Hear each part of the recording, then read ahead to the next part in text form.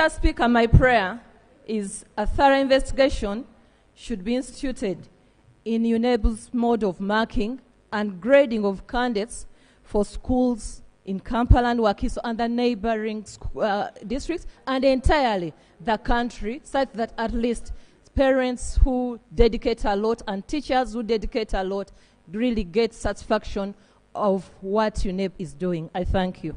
Thank you. That's for the Ministry for noting. It will be at the discretion of the ministry. Okay?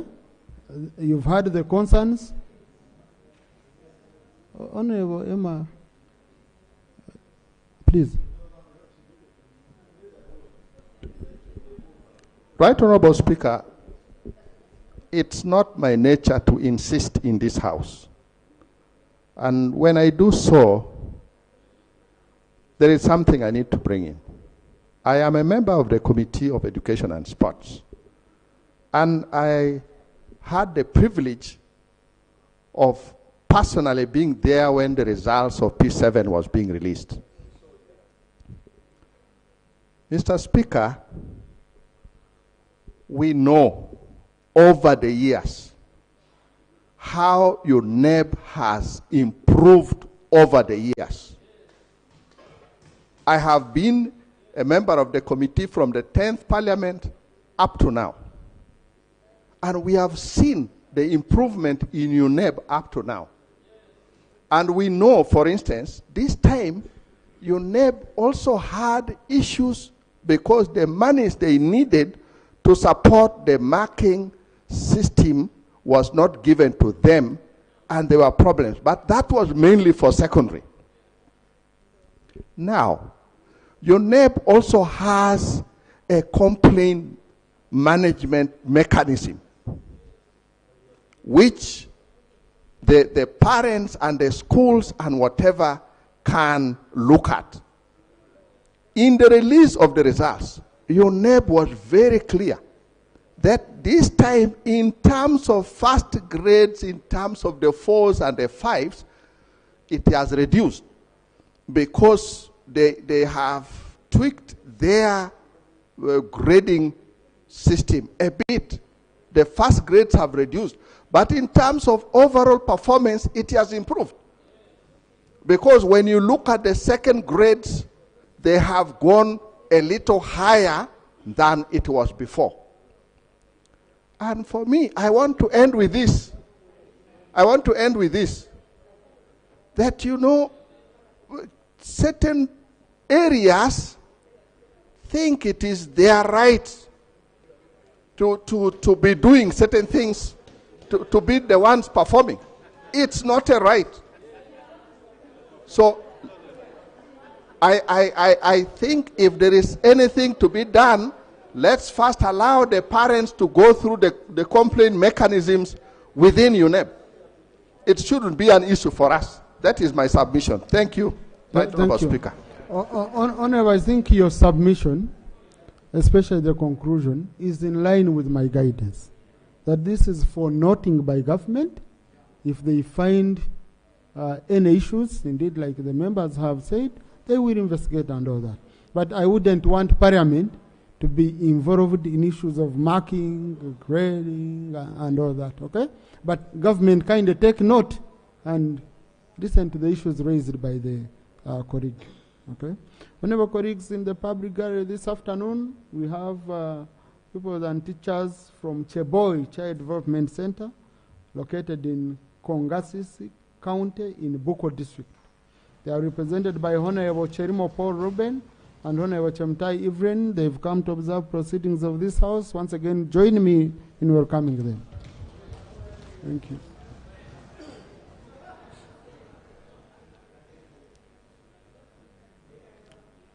Honorable Dr. Joseph Rionga.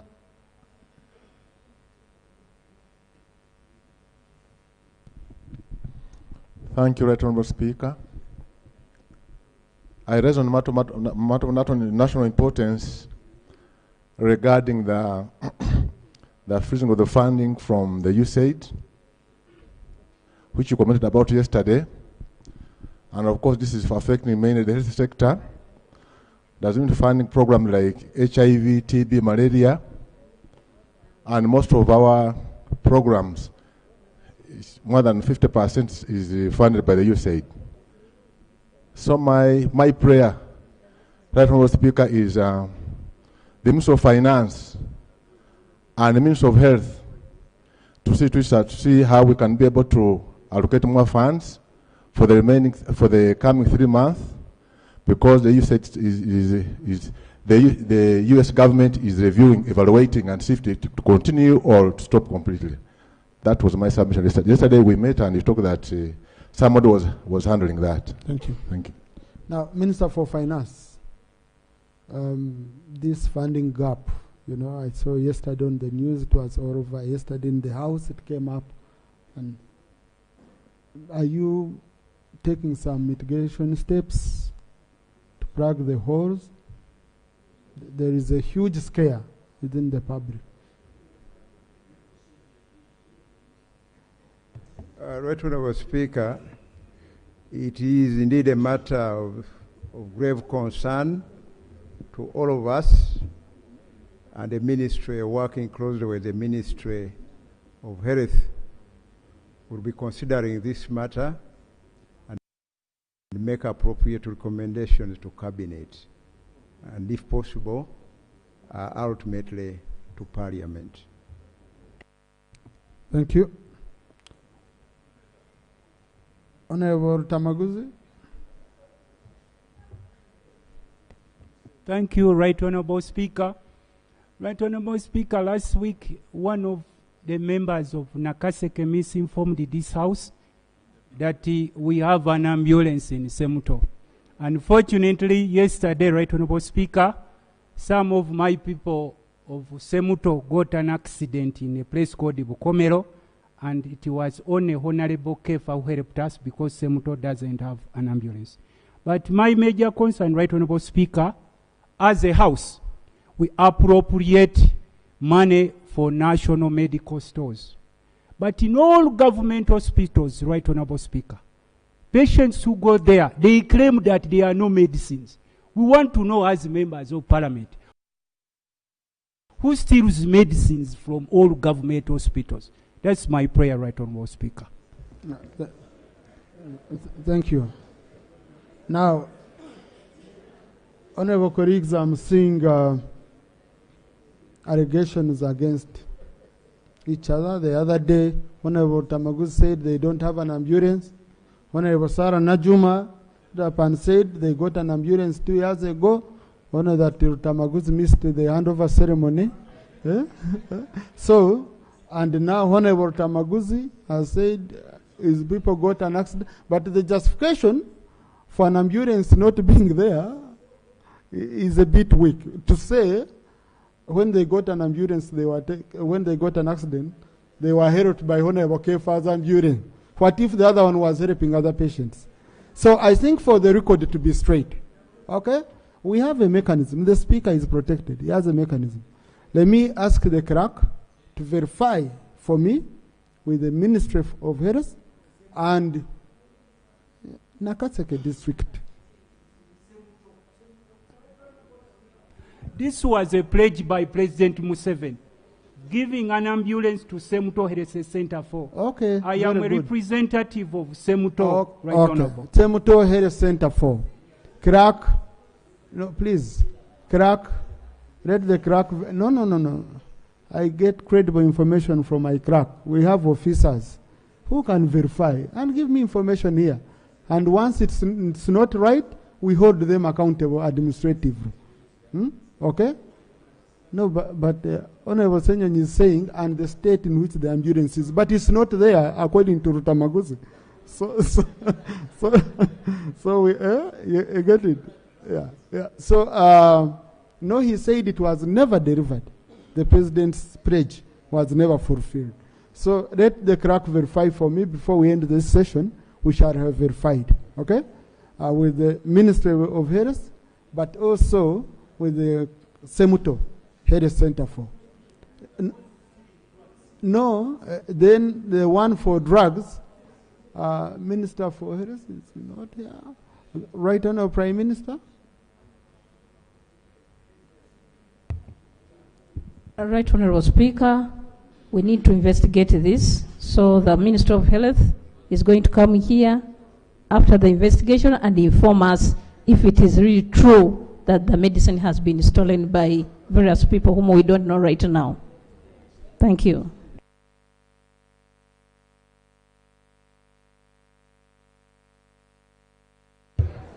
The Minister of Health will be coming here next week because this week she is away with the President in his tour. So next week the Minister will be here.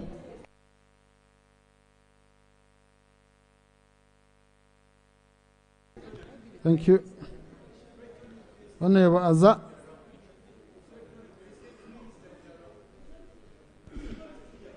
Where is the minister you're talking about? Show, you're saying she's around. Show me.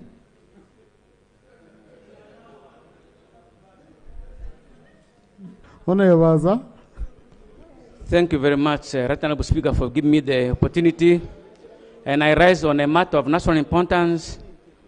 Mr. Speaker, business owners in Arua, Koboko, Yumbe, and Moyo have expressed their frustration over continuous robbery of their goods at a place called Enzeva in Arua district along Kampala-Nebi road. Usually the buses and lorries carrying people and goods along this highway route are waylaid by robbers and thugs wielding guns, arrows, pangas, and so on. And they normally take advantage of the darkness. They take advantage of the steep climb and the pothole section of the road at Enzeva.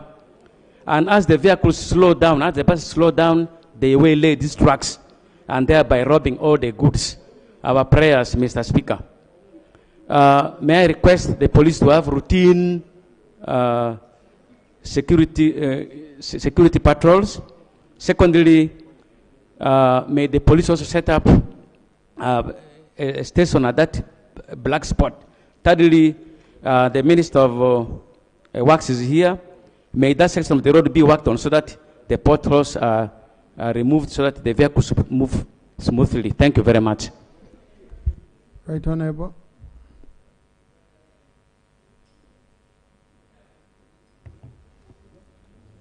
Right, Honorable Speaker, I'm going to cause a meeting with the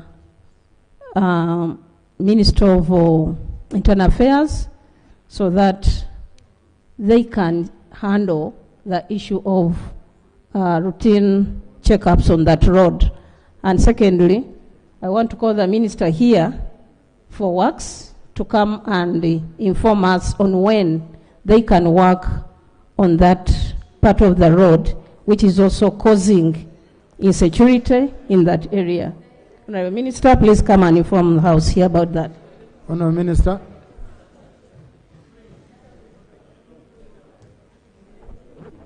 Thank you, Honorable Speaker. Since we have got the concerns through my honorable brother, I'm going to get in touch with our station engineer. Tomorrow he goes and assesses the place, then we work on it probably next week. Thank you. Thank you. Honorable Nathan Itungo.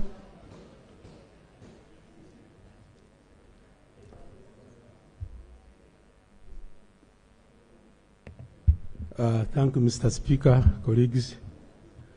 I raise this concern in good faith on behalf of parents and on behalf of students. Mr. Speaker and colleagues,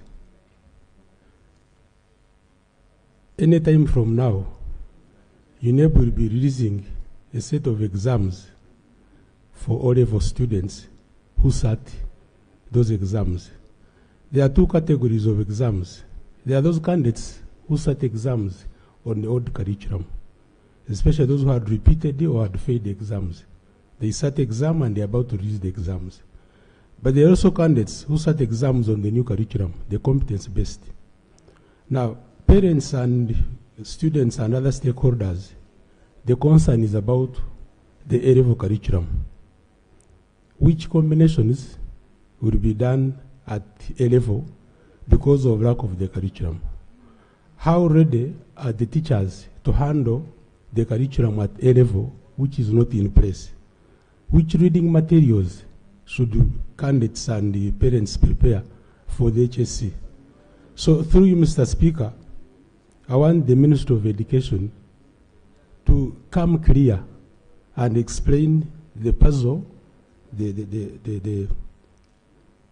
about the A-level curriculum. And then number two, let the ministry be clear on our side and the side of parents exactly what is the problem.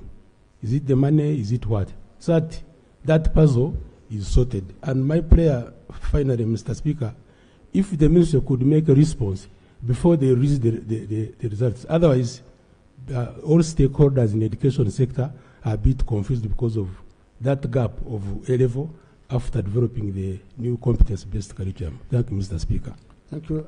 Let Minister of Education come and update us on Wednesday. Okay, Wednesday next week.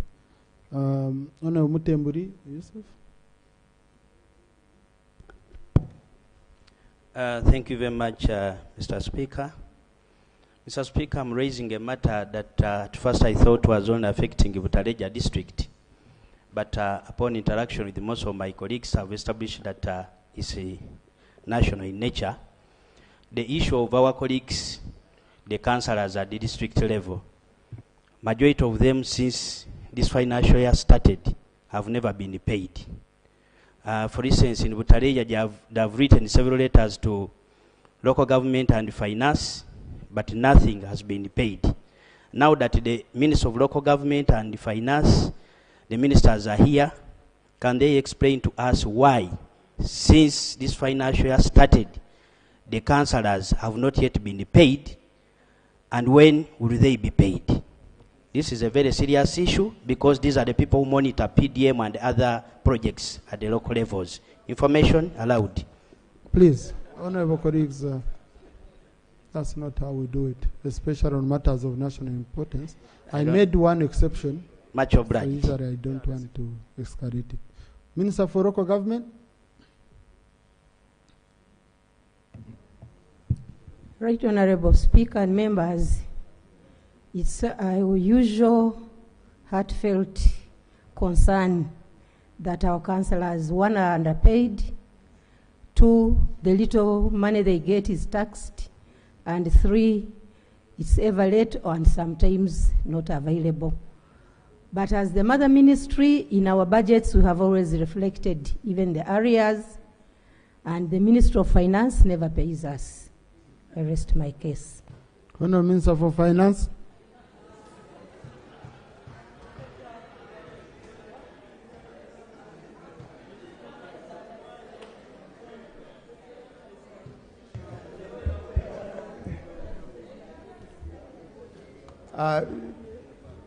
Right Honorable Speaker, we are from the same government with my colleague from Ministry of Local Government. That appears to be friendly fire. But Mr. Speaker, I think what I will do is to cross-check exactly what the problem is so that I get back to the House with facts. Honourable Minister, can you get back to us tomorrow morning? I'll endeavor to do that, right, Honourable. Yeah, tomorrow we are starting at 10. Honourable Chair, Committee on Local Government. Thank you so much, Right Honourable Speaker. The former Deputy Chairperson of the Committee of Public Service and Local Government. And Right former Honourable LC5 Chairperson. Kumi. Yes, Right Honourable. Right Honourable Speaker, that issue was thoroughly discussed in our committee. We challenged the Ministry of Local Government to provide details of all the areas, which was done by the ministry. And all the summaries were provided here. This Parliament even approved a certain supplementary to have those people paid. Why do we approve supplementaries where there are emergencies and Ministry of Finance can't respond? Right Honourable Speaker, I want to really let Minister of Finance know that if we really imagine how the councillors are with the little pay that they are given, and we don't even give that little, What are we really doing? And Right Honourable Speaker, it is also common practice that whenever committees invite the Ministry of Finance to discuss such matters, they rarely attend. So we want to plead with them, even as we give them tomorrow, they should come up with a clear explanation and as to why we are not thinking about the local leaders. Thank you. Now, Honourable Minister, this is very clear. The Minister has requested for tomorrow. Let him give us an explanation tomorrow, because this is a statutory obligation. And you know, you get embarrassed. Me, whenever you go up country, the question from LC1 leaders is to do with the AROPE, even failure to pay the return money. You know, like now this weekend I'll be up country. These are the questions I'll be answering. Honourable Minister, please save us. Let's wait for the Minister tomorrow. Honourable colleagues in the public gallery, we have a delegation of head teachers from Mayuge district. I've been given a long list. Unfortunately, no schools. They are represented in Parliament by Right Honourable Nakada Marukia Isanga, Honourable Gire Agre Henry, and Honourable Isabidi Idi, and Honourable Kweketaria James. They've come to observe proceedings of this House. Please join me in welcoming them. Thank you. Honourable members, also in the public gallery this afternoon, we have a delegation of reed farmers from Bukanga North constituency in Isinjo district. They are represented by Honourable Nasan Byanyima and Honourable Mugumya Kreya. They've come to observe proceedings of this House. Please, once again, join me in welcoming them. Thank you. Honourable Chamonges William. Thank you. Honourable Chamonges.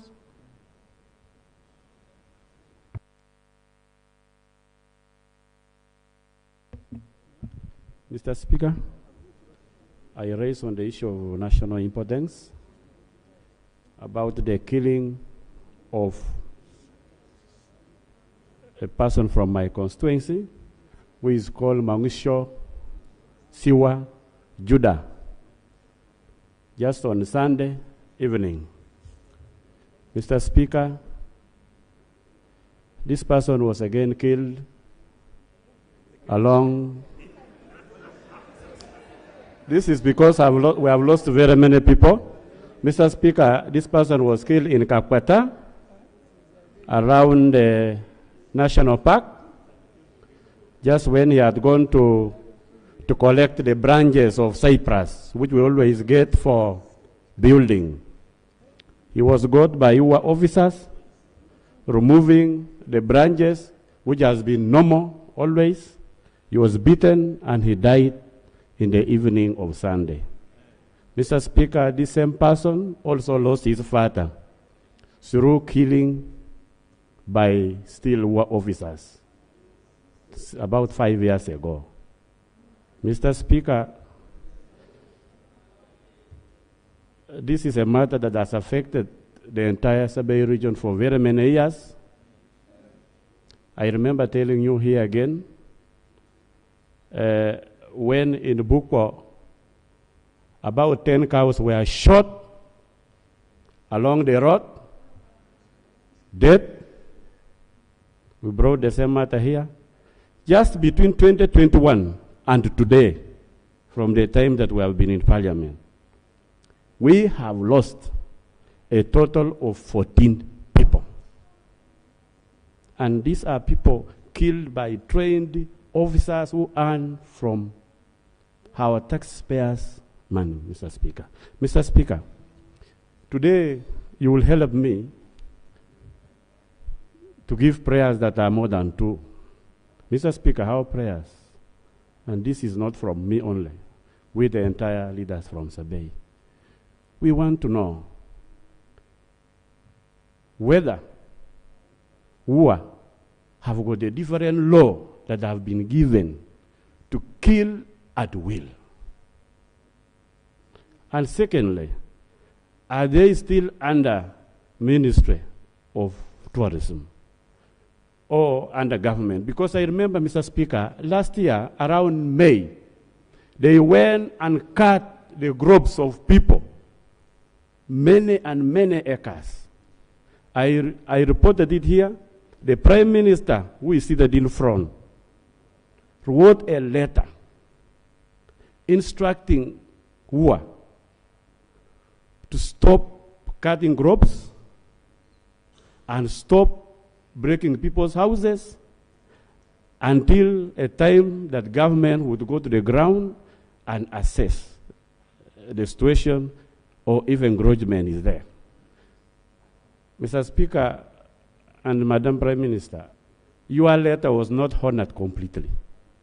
And everybody thinks that letter was forged by me or as the members of parliament from the region. Mr. Speaker, finally, we are completely frustrated. And probably this is our last, this is my last present this matter. I will not present it again. I am requesting, Mr. Speaker, that before we bury this person, we have not buried, and we are not going to bury, and we request before we bury, we want the Prime Minister and the Minister of Tourism,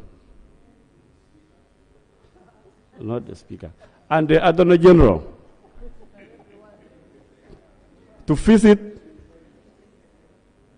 the ground where Siwa was killed, so that we can all appreciate what is happening there.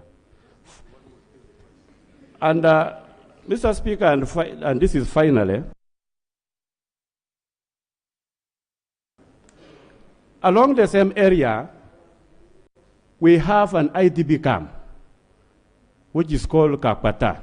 We have nicknamed it Rwanda because it is rocky. When government turned the forest into the national park, they pushed people down. Mr. Speaker, they have left people to be on the rock for the last 30 years. They have been in the IDP. Nowhere to dig a toilet, nowhere to bury themselves when they lose someone, nowhere to do everything. And that's why I'm saying going with the Prime Minister and the people I've mentioned there would help us appreciate the entire situation of my people. Thank you, Mr. Speaker. Thank you. Honorable, my condolences. Right Honorable Prime Minister.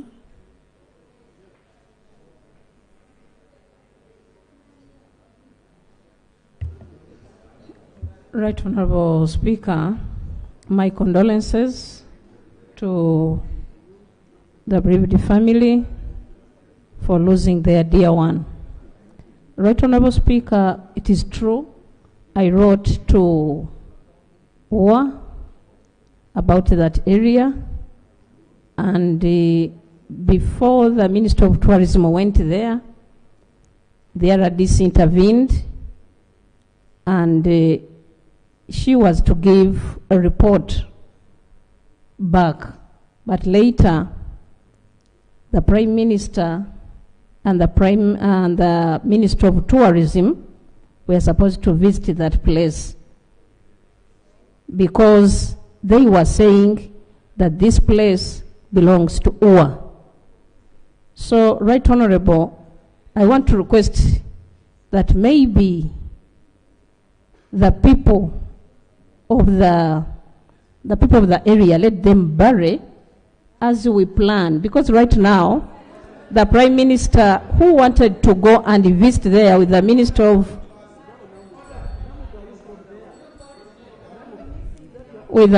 of Tourism, she is out of the country.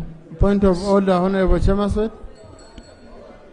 Thank you, Right Honorable Speaker. The point of order that I would like to raise pertaining the statement of the Prime Minister. You know, I listened carefully. She talked about the letter that she wrote and gave directives again behind the backs to the war officials to continue murdering our people.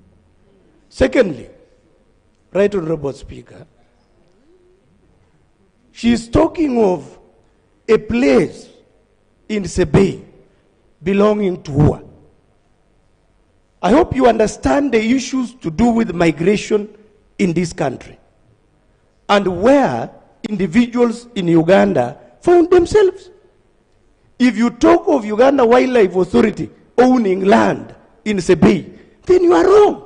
Are you in order to say that Uganda Wildlife Authority owns land in Sebei and not the Sabines themselves? Are you in order? Now, I know how emotional such a matters can be, but the Prime Minister, Honorable Korig, I don't think the Prime Minister wrote a letter saying continue killing these people and all that. But I know emotions on such a matters because I have been I have been in Ergon on the Bugisu side of Ergon National Park. And I was hosted by Honorable John Face Magora on top of Mount Wanare, where those people nearly did a second Imbar on me. I survived narrowly because we were in serious matters. I had Kadodi coming and what you know. so I had to plead that I had already done Imbar with Chigawe. Now these guys were about to grab me. All them Dimi's people, they are very threatened when you visit. But anyway, on a very, very serious note, when you could see, the issue has been glaring. We have talked about this issue. I don't know why we cannot sort out the issue of boundaries for Ergon National Park. Because that's where the problem is. The moment you sort out just wait on it. The moment you sort out that issue, you will have sorted all these problems. If you don't, the more you keep postponing it, the more it will continue reoccurring.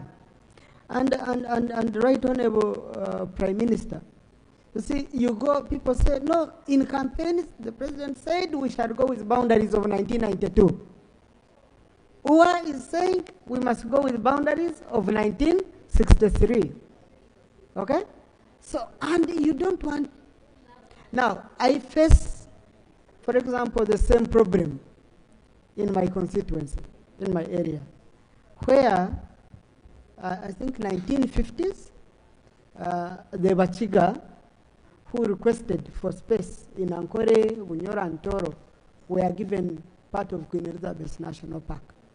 But these people didn't reflect it within the Gazette, okay? Up to now, recently they were there, NFA came and started entering people's homes, saying you're in forest land. People who were born there since 1950s. So that's when I assigned the committee, and the committee moved around. I got information from the chair committee on tourism today that their report is ready.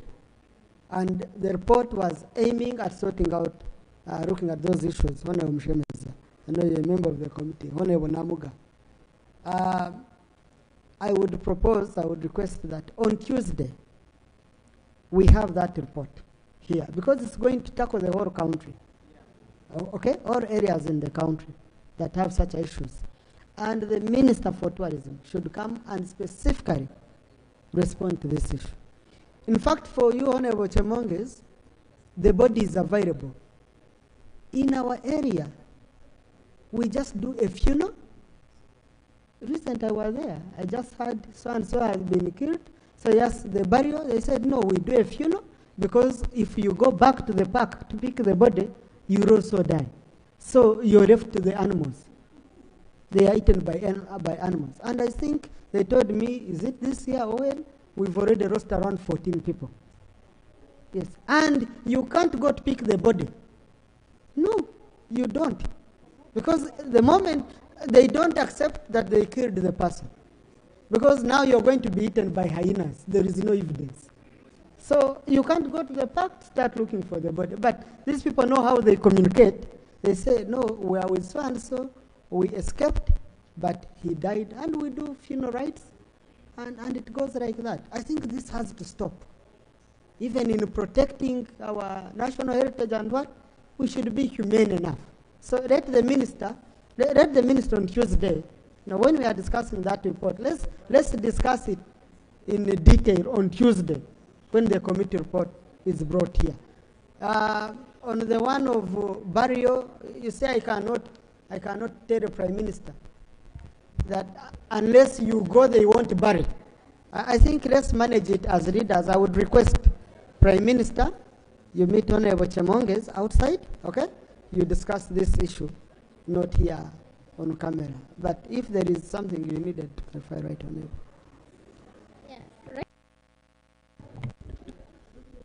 Speaker, I wanted just to complete my statement that I was giving. Of course, I did not write to say that let these people be killed.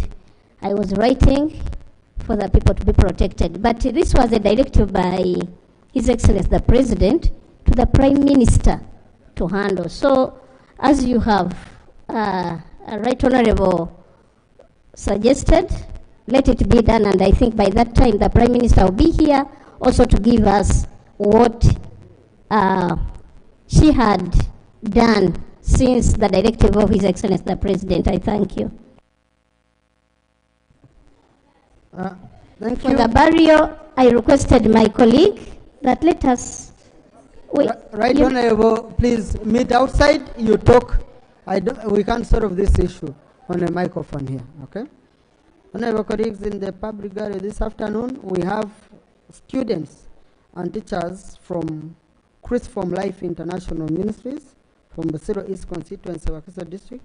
They are represented in Parliament by Honorable Medard II and Honorable Esther Narima. They've come to observe proceedings of this House. Please join me in welcoming them. Now, honorable colleagues, if you check on the order paper, item 6 is to do with RAPEX, moving money for RAPEX. So when I met the chairperson for a brief today, I was told that of the votes they brought, there was no money for UNRWA and money for road fund.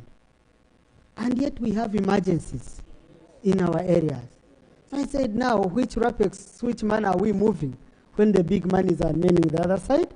And the minister told us he's not able to move because we don't have money. So I asked the Minister for Finance, I said, I won't be able to allow this item until we receive also the money for road fund and money for union.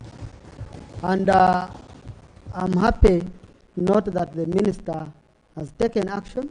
So allow me, I think, Minister, we do it when we are laying papers, okay? You can, I will amend the order paper, allow the minister to lay it when we are on laying of papers, so that it can be referred to the Committee on Budget, and then we can conclude RAPEX issue on Tuesday, when we have these critical funds also included. No, there is no one on the floor, so, yeah. Thank you, Honorable. Next item. Item 3 on the order paper, statement by Minister on the situation in the Democratic Republic of Congo, DRC. Thank you. Honorable Minister, Honorable Minister, as you come, colleagues, there are some of you who register matters of national importance. And I look through and I find they are not urgent matters. They are important, but not urgent. And the answers they require are very detailed, okay? So I usually advise that such matters are taken to the Prime Minister so that the Prime Minister can get detailed answers. I don't want to have answers that are not satisfactory here on the floor. So some of you, I've jumped your matters because of that. Honourable Minister for Foreign Affairs.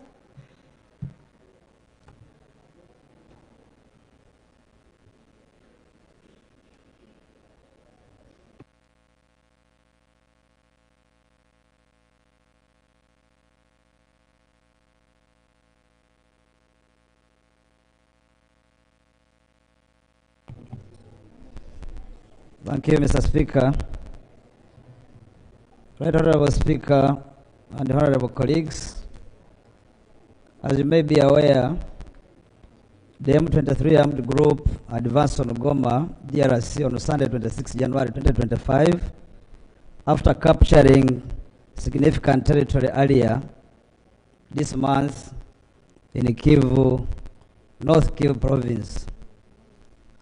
On Monday 27 January 2025, the M23 announced the capture of Goma.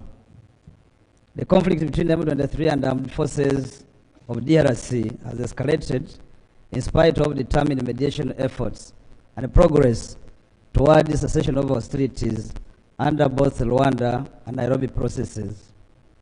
We offer our heartfelt condolences to the innocent civilians, the MONUSCO, some Idris peacekeepers that have lost their lives in the fighting taking place in North Kivu and South Kivu provinces of DRC. We are deeply concerned about the escalation of tensions in eastern DRC that have led to massive displacement of people, with likely consequential pressure on the Republic of Uganda, which already hosts more than 560,000 refugees from DRC alone. Colleagues, yesterday, our embassy in DRC, Kinshasa, was attacked by rioters triggered by developments in Goma, where looting and burning of the embassy property took place. The incident is a violation of the Vienna Convention on Diplomatic Relations 1961, and we condemn this in the strongest terms. Fortunately, no embassy staff was harmed, and it has been determined that they are safe and the embassy premises are now secured. Last evening, we received assurances from government of DRC that appropriate security measures had been taken and the situation in Kinshasa is under control. The decision to suspend Uganda Airlines flights to Kinshasa announced yesterday is prudent under the circumstances as we continue to monitor the situation, which is fast changing. The Minister of Foreign Affairs is assessing practical means to provide consular or emergency services to Ugandan nationals resident in DRC, and as need arises, will inform the public in due course of the measures. Honorable members, this is a protracted conflict with a long history of misjudgment and external interference. A multiplicity of factors including ethnicity, citizenship, mineral and economic exploitation, and youth unemployment continue to fuel the conflict. We therefore would like to take this opportunity to categorically state and clarify that the Republic of Uganda dissociates itself from the activities of armed belligerent groups in the DRC. It's important to restate the context to government of Uganda participation in resolution of this conflict since 2013 in order to provide clarity. On 12 December 2013, in Nairobi, 2 declarations and 1 communique were signed, including the Kampala dialogue between the government of the Democratic Republic of Congo and the M23. The documents detailed each side's commitment, including the mobilization and reintegration of former rebels, and the DRC commitment to facilitate the return of refugees. Following the defeat of the M23 armed group in November 2013, the former fighters were received in Kisoro, Uganda, disarmed by Uganda security, and their arms inspected and handed over to government of DRC at Kasindi. The ex-combatants were regularly visited by DRC government officials, the International Committee of the Red Cross, the expanded joint verification mechanism, MONUSCO, defense attaches accredited to Uganda, and international journalists for monitoring and documentation exercises. It should be noted that the ex-combatants were not prisoners but refugees. Uganda government has, in good faith, regularly shared information with the DRC government on matters relating to activities of the M23 ex-combatants. By 2015, all disarmed ex-combatants that had taken refuge in Uganda, save for non-citizens of DRC, had been handed over to government of DRC. Colleagues, we commend the Rwanda process under the stewardship of His Excellency Joao Lorenzo, the President of the Republic of Angola. We recognize the Nairobi process under the guidance of former President Uhuru Kenyatta. We recall DRC government's approval of EAC regional force deployment in Eastern DRC in November 2022, resulting in success in ensuring a reduction in M23's movement territory by 80%. However, due to disagreement around the force's mandate, the mission was not extended, and the aircraft completed its withdrawal on 21st December 2023, after its mandate expired on 8th December 2023. The 24th Ordinary Summit of the EAC Heads of State held on 30th November 2024 in Arusha called for a coordinated approach and a consolidation of various mediation initiatives, specifically Rwanda process and the EAC-led Nairobi process, to be merged into one and managed jointly. We are hopeful that this initiative will be implemented to ensure a more effective mediation process toward the cessation of hostilities and a lasting peace. Right Honorable Speaker, as we have said before, the problems of Great Lakes region cannot be resolved by military means. This approach has been tried before and unfortunately has its limits and unnecessarily prolongs the resolution of problems. His Excellency President Yoweri Museveni and the government of Uganda remain available to participate in regional peace initiatives to ensure a cessation of hostilities as soon as possible. The government of Uganda continues to monitor the security situation in the Great Lakes region while taking into account the importance of the ongoing bilateral agreements with the DRC. I thank you for your kind attention. Thank you, Honourable Minister. I wish you the best in your attempts to resolve all this. Next item. No, Honourable colleagues, the Minister had requested me for space. These are very sensitive matters. A war is, no, please, I request, a war is going on, okay? These are sensitive matters. No. Honourable colleagues, Rule 52.2 says such a statements may be debated. Okay? In my own judgment, these are statements, especially I know of the statements that have come from different corners and what they are leading to. I wouldn't want us to again go through many issues. Honourable Minister, you will be updating us. Next item, I request. Item 4. You know I'm the most lenient person on these matters. I request. Item 4 on the other paper, laying papers 1, report of the Uganda delegation to the 53rd CP Africa Regional Conference held in Arusha, Tanzania from 29th September to 7th October 2024. Thank you. Before Honorable Enos comes, Rob has reminded me, for him, he raised a specific matter which had not been covered under your statement. Honorable Minister. Honorable Minister, there is a matter Rob raised which has not been covered under your statement, and even in the request for statement, you never alluded to that. So, can just tell him to remind you, allow him to remind you. Thank you, Honorable Speaker. And thank you for allowing my insistence, because this is a critical issue and there should be nothing to hide. I raised this matter leading to the statement by the Minister, and unfortunately there are elements that have not been covered. One of which is very critical, that Uganda's ambassador to DRC for over 4 years has not been accredited. It's important for us to know what's the ministry doing about this, because the link we have with DRC is an ambassador. Not even you, the minister. You might supervise these ambassadors, but they are our links. We do not have a link. Our embassy got banned. I don't know who you're in touch with, who is heading that mission, because our ambassador has not been accredited to date. Why? Did DRC not find this person competent enough? Did we just abandon the issue? Because it's important, even formally, for us to know what's happening in DRC, what's happening to our Ugandan citizens whose link should be this ambassador. And this is an aspect that you have not talked about in your statement. So I thought I should insist that he responds to that. Thank you. Thank you, Rob. Honourable Minister. Thank you very much, Right Honourable Speaker.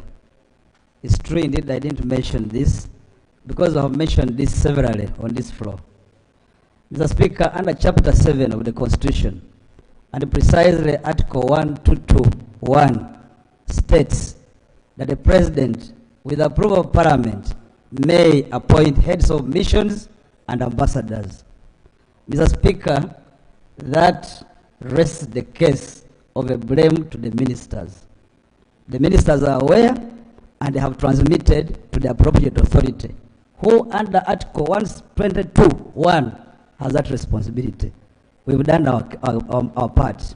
Mr. Speaker, that derivates from Article 123, talking about treaties. Article 123(1) talks about the President may, the President or any person authorized by the President may enter into treaties. Now, that puts a clear dichotomy and only gives assignment to what we can do and what we cannot do. Secondly, Mr. Speaker, it's not true to allege that we have no representation in the DRC. We have staff in our mission in the DRC. We may not have head of mission accredited, but we have the deputy head of mission, who is chargé d'affaires. In absence of head of mission, you have a chargé d'affaires. The mission is running. Maybe just for information, is that the DRC does not have a head of mission equally here. I thank you. Thank you. Next item, Honorable Enos. I think the item had already been called.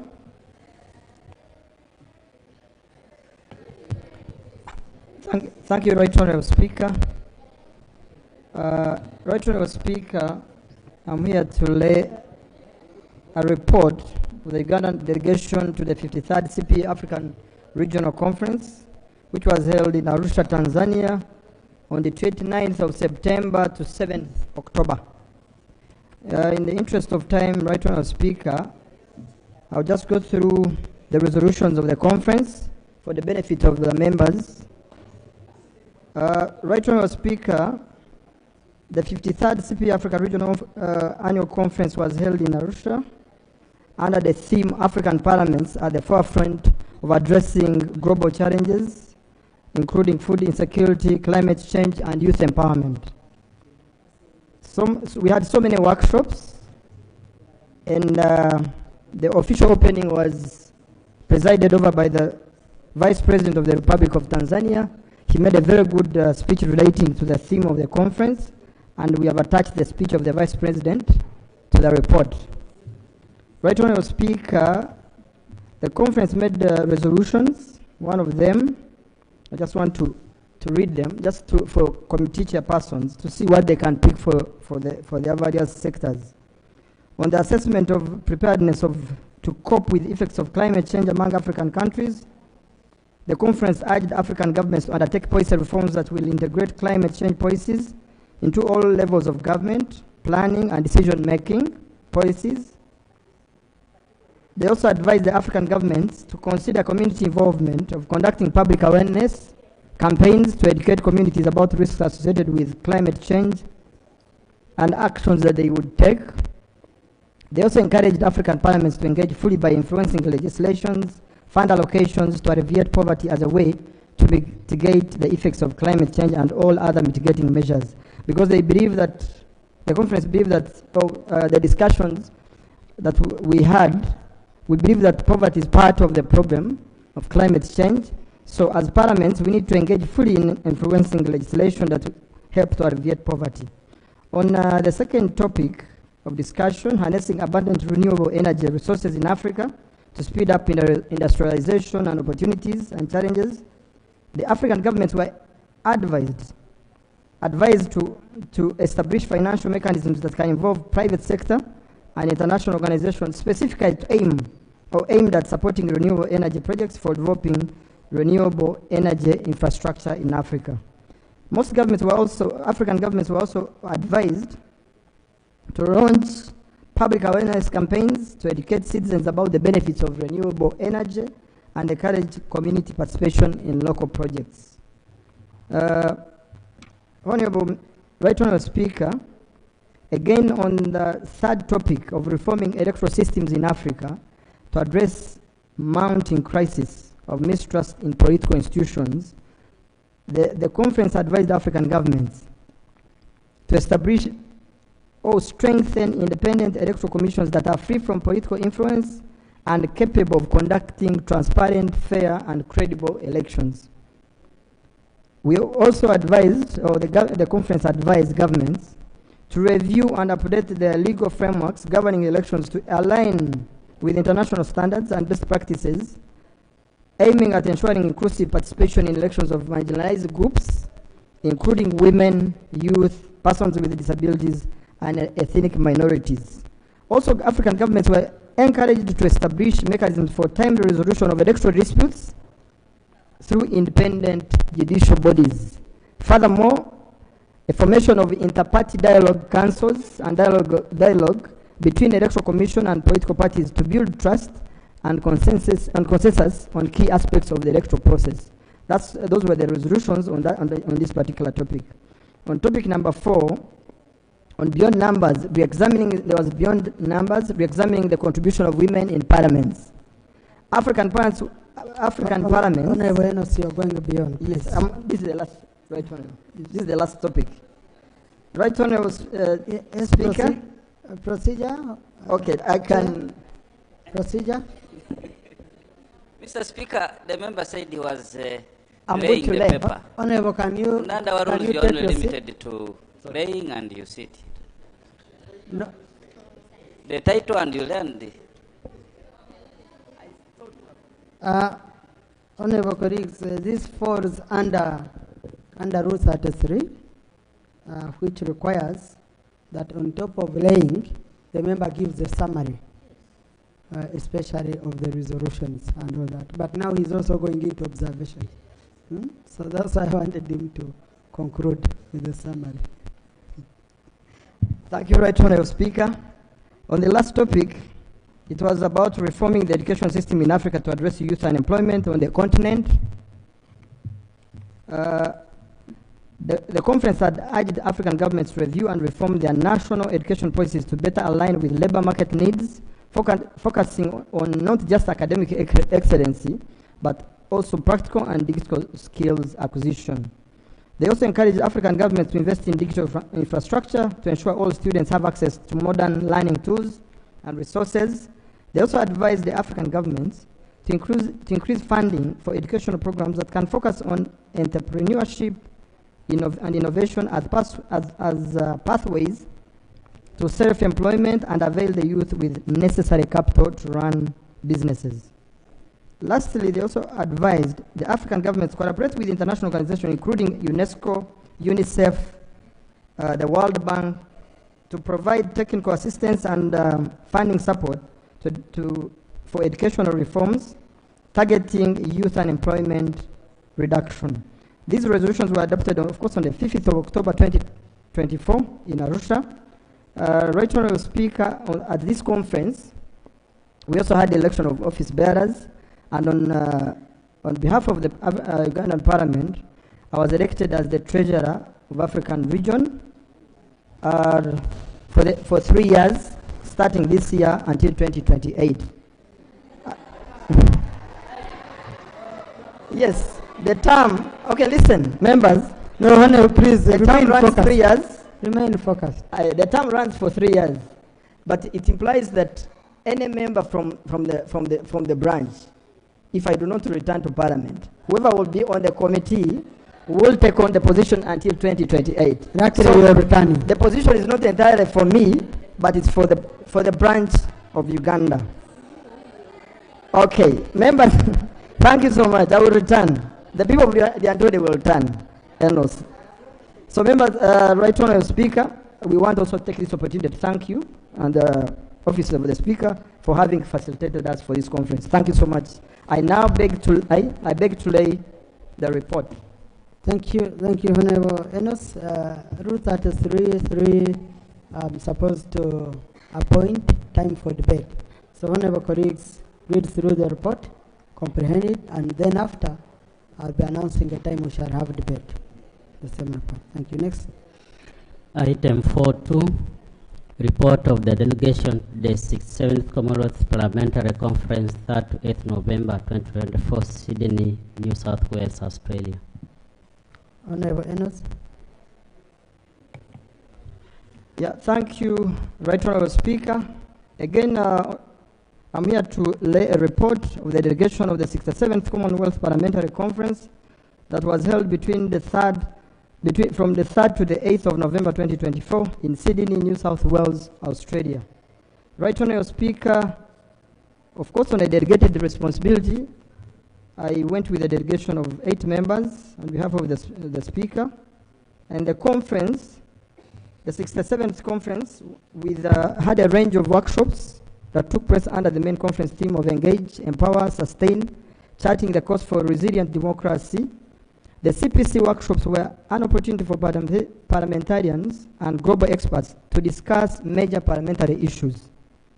The following learning and development workshops were held during the main conference: building bridges, parliamentary frameworks for meaningful engagement with indigenous people, but that one is so relevant to the Australian continent. The use of artificial intelligence in parliamentary processes and practices, opportunities and challenges, which is very relevant to us. How can legislatures best support and promote LGBT plus participants? But that one, yes, listen, that one was well sorted by our legislature, so there's nothing much to discuss here. We also had a topic on promoting the political participation of young women and girls. We also had a workshop on gender and national climate planning, moving from commitment to scalable action. Lastly, we also had a conference on future-proofing democracy, innovations in security, and support for women parliamentarians, which is also very relevant to us. We also had a very relevant topic on votes versus likes, the role of parliament in strengthening democratic resilience in an age of fake news and synthetic media. There were so many discussions to this. I will only go straight to the resolutions of the conference. But my resolutions I will only read or take you through the topics that are relevant to this legislature. Building bridges, parliamentary framework for meaningful engagement with indigenous people. This is more of the Australian continent. The use of artificial intelligence in parliamentary processes, practices, and opportunities and challenges. I encourage members to look for a report, read through this, because it's very relevant. Because this workshop focused so much on legislatures having an integrated artificial intelligence, or integrating artificial intelligence into their processes, practices, and opportunities, and challenges that might be presented with that. We also looked at, Uganda made a case on the topic of how can legislators best support and promote LGBT participation. We made our comments first that we are against, and we passed a law, but specifically we tried to explain the law that we passed that does not stop. It's not necessarily against homosexuals. You can be a homosexual, but as long as you do not promote. We tried to explain that to the international. Yes, I'm going to explain that. Now listen to me. Point of order. Listen to me. Because you have a time to come and discuss Point this. of order. Please, Okay. when I want to stop giving orders on the floor. Okay? Thank you, Right Honourable Speaker. Right Honourable Speaker, the Honourable Member, while presenting the previous report, you actually told him to lay. And you were patient enough to allow him conclude. Now, in coming up to lay the second report, He's now taking us through the same detail and even touching on controversial areas that we don't want to hear about. So, Right Honorable Speaker, is the Honorable Member in order to continue reading details of the report rather than laying? Is he in order, Right Honorable Speaker? And trying even to persuade us to define who a homosexual is, or what law we passed. We know the law that we passed. You don't have to take us through. Is he in order, Right Honorable Speaker? Thank you. And considering Trump's stand now on those groups. Thank you, Right Honorable Speaker. Thank you. See, sometimes we bring controversies to ourselves. I don't know what you're doing with those issues. Okay? Just read the resolutions, and that's it. Thank you, Right Honourable Speaker. You see, when you go to the resolutions, look at resolution number 3. Political Honorable, can you lay and... Okay, thank you so much. Just lay on table, the rest we shall handle. Okay, thank you so much, Right Honourable Speaker. First and foremost, thank you so much for having facilitated us for this conference. And we pray that you continue facilitating the committee to attend to these conferences. I now beg to lay that the report of the delegation to the 67th Commonwealth Parliamentary Conference that was held on the 3rd to the 8th of November 2024 in Sydney, New South Wales, Australia. Thank you so much, Right Honourable Speaker. Thank you. Thank you, Honourable. The same like the other report. Honourable colleagues, I encourage you to read it. I'll be appointing time for discussion, for debate. Item 4.3, request for reallocation of budget estimates for the financial year 2024-25 and revision of work plans for the second batch of institutions affected under the rationalization of government agencies and public expenditure reform. Honourable Minister for Finance.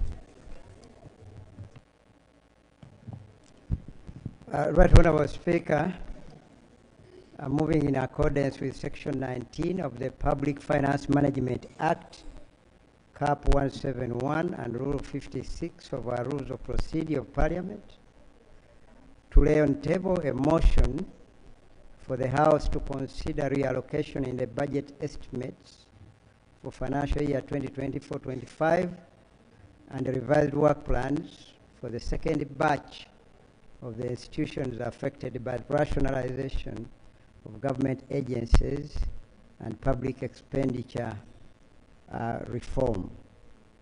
Honourable Speaker, I beg to lay. Thank you. Refer to committee on budget. They informed me their report had been ready, but I told them to wait before signing so that they can include this very, very critical item. So let the committee process, and on Tuesday they bring a comprehensive report, and we have this matter sorted. I hope we won't be late, Minister, if we do by Tuesday. Okay. So, honourable colleagues, like I told you yesterday evening, the Committee on Budget requested that we do the budget framework paper tomorrow. We just finished the report. So we shall do the budget framework tomorrow, and we shall start at 10 a.m. So that the whole day we shall have just that item, so that we can have a comprehensive debate around it. Crack, ensure it is uploaded today, so that MPs, colleagues are able to read through and make informed submissions on the floor tomorrow. On RAPEX, I've also guided that we shall handle it on Tuesday. So let's handle one more item, and we call it a day. Item number 7. Item 7 on the other paper, motion for adoption of the report of the Government Assurances and Implementation Committee on the status of the assurances to compensate victims of war and insurgencies in West Nile, Acholi, Lango, Teso, Karamoja, and Sebei sub-regions.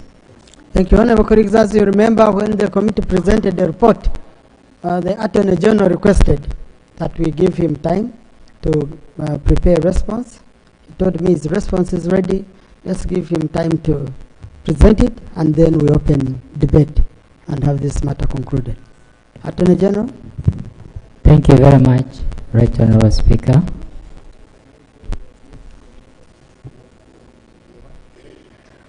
Right Honorable Speaker and honorable members, I'm pleased to inform this House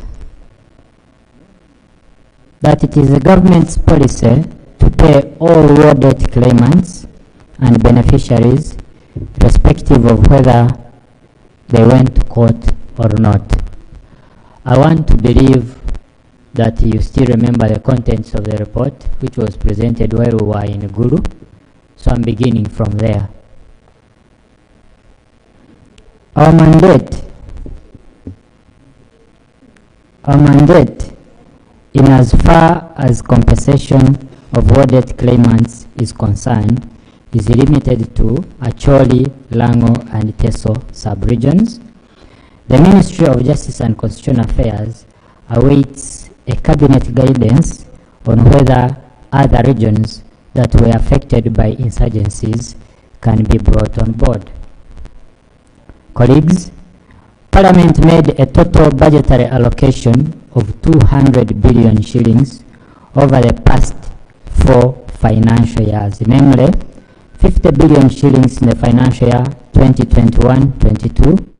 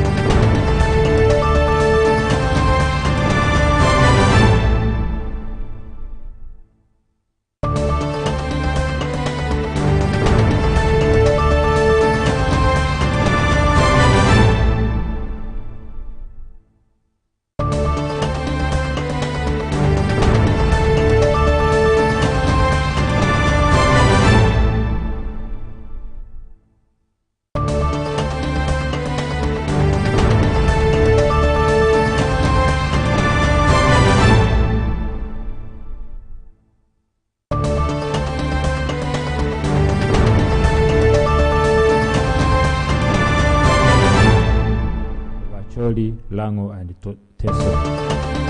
A total of 1.19 billion in financial year 2021-22, 2023 and 24 bounced back to the ministry accounts due to various reasons such as closed accounts, dormant accounts, inaccurate names or inaccurate account numbers and others. Whereas on the 5th day of August 2024, we reported to the Committee of Government Assurances that 119.24 billion was paid out.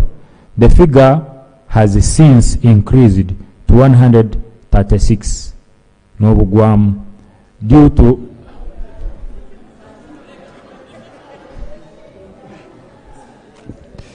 Let me repeat that, Right Honourable Speaker. I wanted the attention of Namuga. She was not following.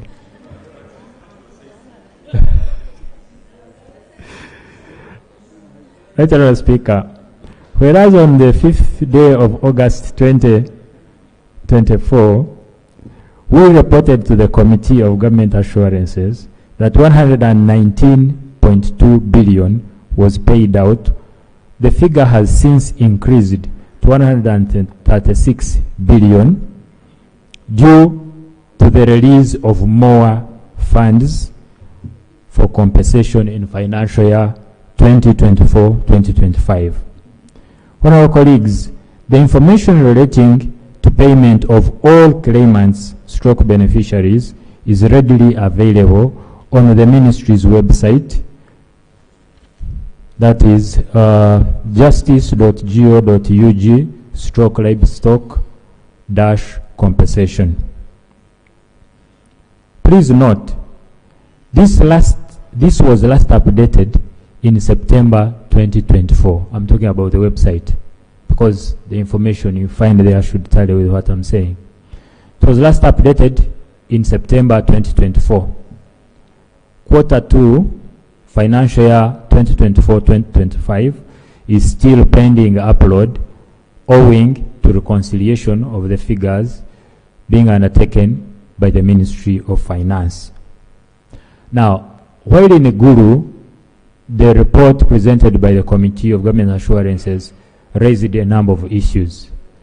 My intention here is to respond to those specific issues.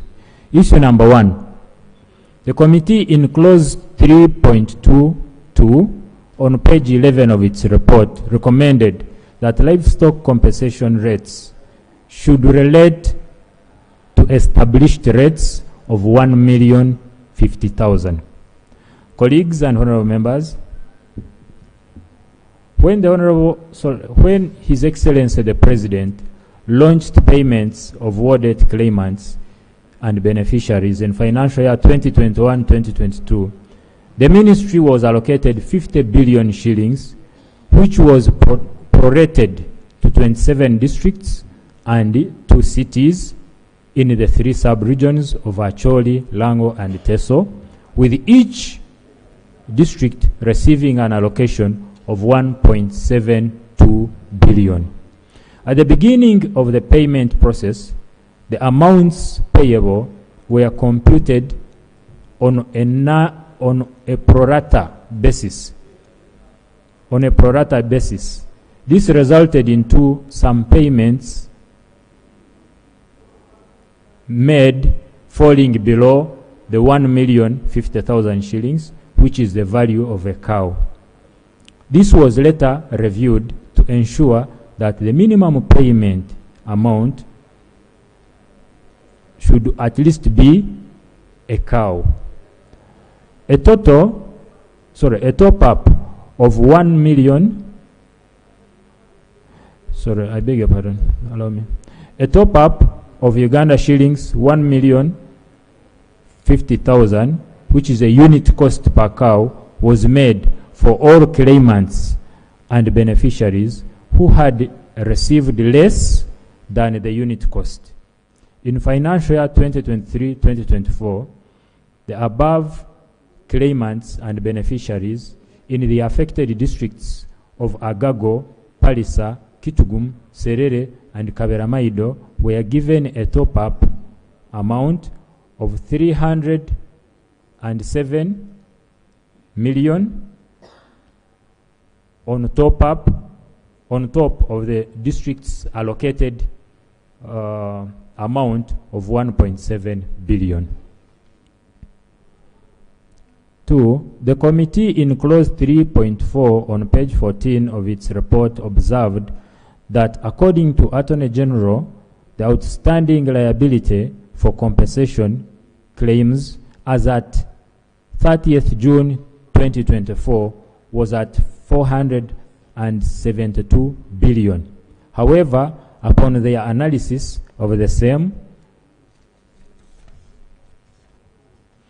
they arrived at an outstanding liability of 208 billion, leaving a variance of 264 billion from the original liability, as was reported by the Attorney General to the committee.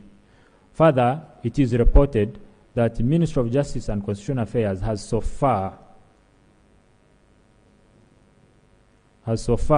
paid out 119.2 billion shillings, while the committee discovered that the Ministry of Justice had actually paid out 114.7 billion shillings, leaving an unexplained variance of 4.4 billion. Here below, is an extract of the table 3 from page 14 and 15 of the committee report. In response to that,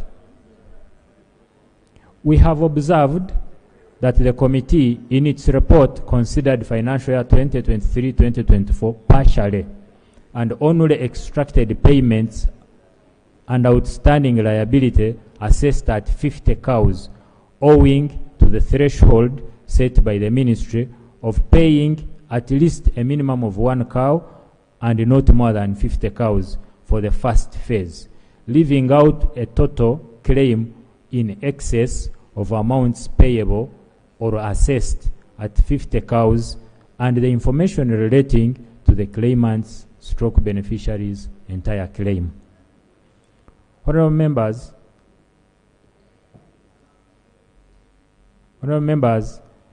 and colleagues, had the committee extracted the entire information presented to it by the Attorney General's chambers, they would have arrived at the outstanding liability of 472.72 billion as shown in the sample table below. There is the sample table.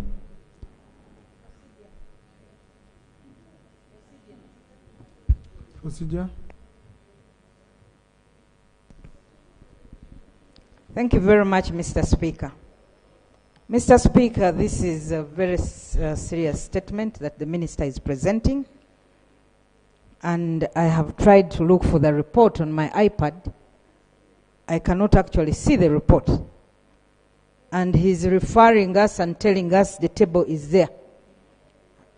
Now, I cannot access the report on my iPad, and therefore I cannot see the statement or the table that he's talking about. So would it not be procedural right? The committee or his No, statement? his statement. The clerk? Yes, Clerk, so is would it not be uploaded? right for this statement by the minister to be uploaded? Clerk, isn't it uploaded? Right Honorable Speaker, I supplied it to the Yeah. clerk's office last week. This is our problem. I'm sorry, Honorable colleagues, because the Attorney General gave us this statement. I don't know my IT people, you know. So let them upload quickly. By the time we go into a deeper debate, Honorable colleagues, it will be uploaded. Let's save time by the minister continuing. In a few minutes, it will be uploaded. Most obliged, Right Honorable Speaker. My sisters are not very easy on me. I hope I will survive.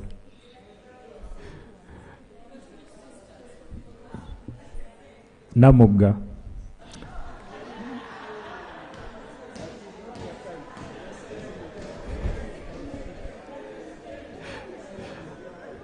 The amount paid of Uganda shillings 114 billion as quoted in table 3 on page 17 of the committee report relates to financial year 2023-2024 figures. This left out payments made to claimants and beneficiaries of financial year 2021-2022 amounting to 4.49 billion, especially those that were fully paid. Number 3. The committee in clause 3.31 on page 15 of its report reported that out of the 1,900 claimants stroke beneficiaries in Pader district, only 800 claimants stroke beneficiaries have so far been paid. We would like to report that the Ministry of Justice and Constitutional Affairs has so far cumulatively paid 1,118 claimants stroke beneficiaries as opposed to the 800 stated by the committee report. Honorable colleagues, more information relating to the above can be obtained from the website already mentioned. Furthermore, in clause 3.32 on page 15 of its report, the committee in Nuoya district observed that out of the lost 8,620 livestock,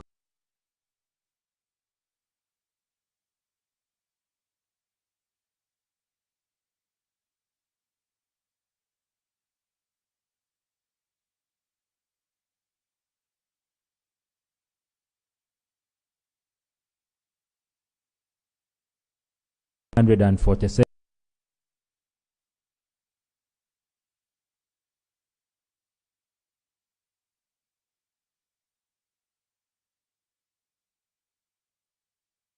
shillings, equivalent to 169 heads of cattle. This is far from the truth. Our information, which is readily available on the website, shows and confirms that the Ministry of Justice and Constitutional Affairs at the time had paid out $2,970,000,000 to Nuoya district, which is equivalent to 2,289 livestock. Additionally, in clause 3.43 on page 15 of its report, the committee in Kitgum district observed that of the 1,336 claimants stroke beneficiaries submitted for payment, only 11 were fully paid. Honorable colleagues, our information reveals that a total of 27 claimants and beneficiaries had been fully paid, 420 claimants stroke beneficiaries partially paid, and 376 claimants stroke beneficiaries not paid at all, but will be paid once the resources are available. The committee in clause 3.44 on page 16 of its report observed that in Oyam district, a total of 14,471 claimants stroke beneficiaries were registered, and that the Ministry of Justice and Constitutional Affairs issued only 6,000 data cards. Colleagues, the Ministry of Justice and Constitutional Affairs in 2016 verified 6,618 claimants stroke beneficiaries in Oyam district, and equally in 2021 issued to Oyam district a corresponding number of 6,618 data cards. The discrepancy highlighted by the committee has arisen as a result of the Attorney General's instructions to the districts to also verify claimants stroke beneficiaries who took government to court in cases such as Ongia Francis, formerly Okello Betty, and DeLeon Johnson, which has led to Ministry of Justice and Constitutional Affairs procuring additional data cards to cover the additional numbers. We have observed that whereas we furnished the Committee of Government Assurances with information relating to financial years 2021, 2022, 2023, and 2024, it appears that the committee did not consider both financial years presented, and that's why they have discrepancies in their report. I beg to submit. Thank you, Honorable colleague. Thank you. Debate ensues now. Honorable Timugi Isaac, Honorable Paparu,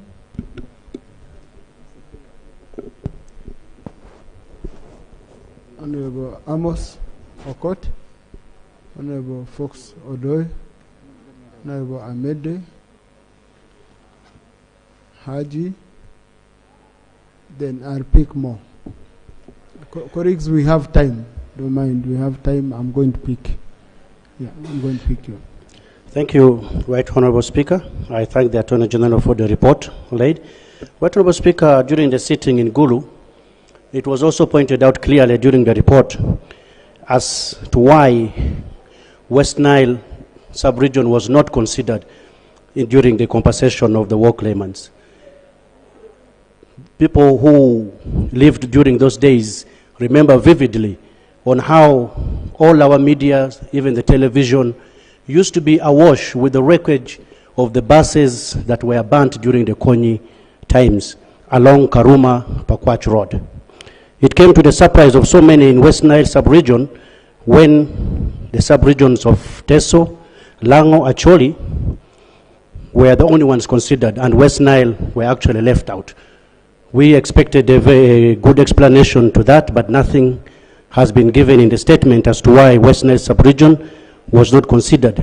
Right, Honourable Speaker, there are cases which arose from West Nile which also went to court.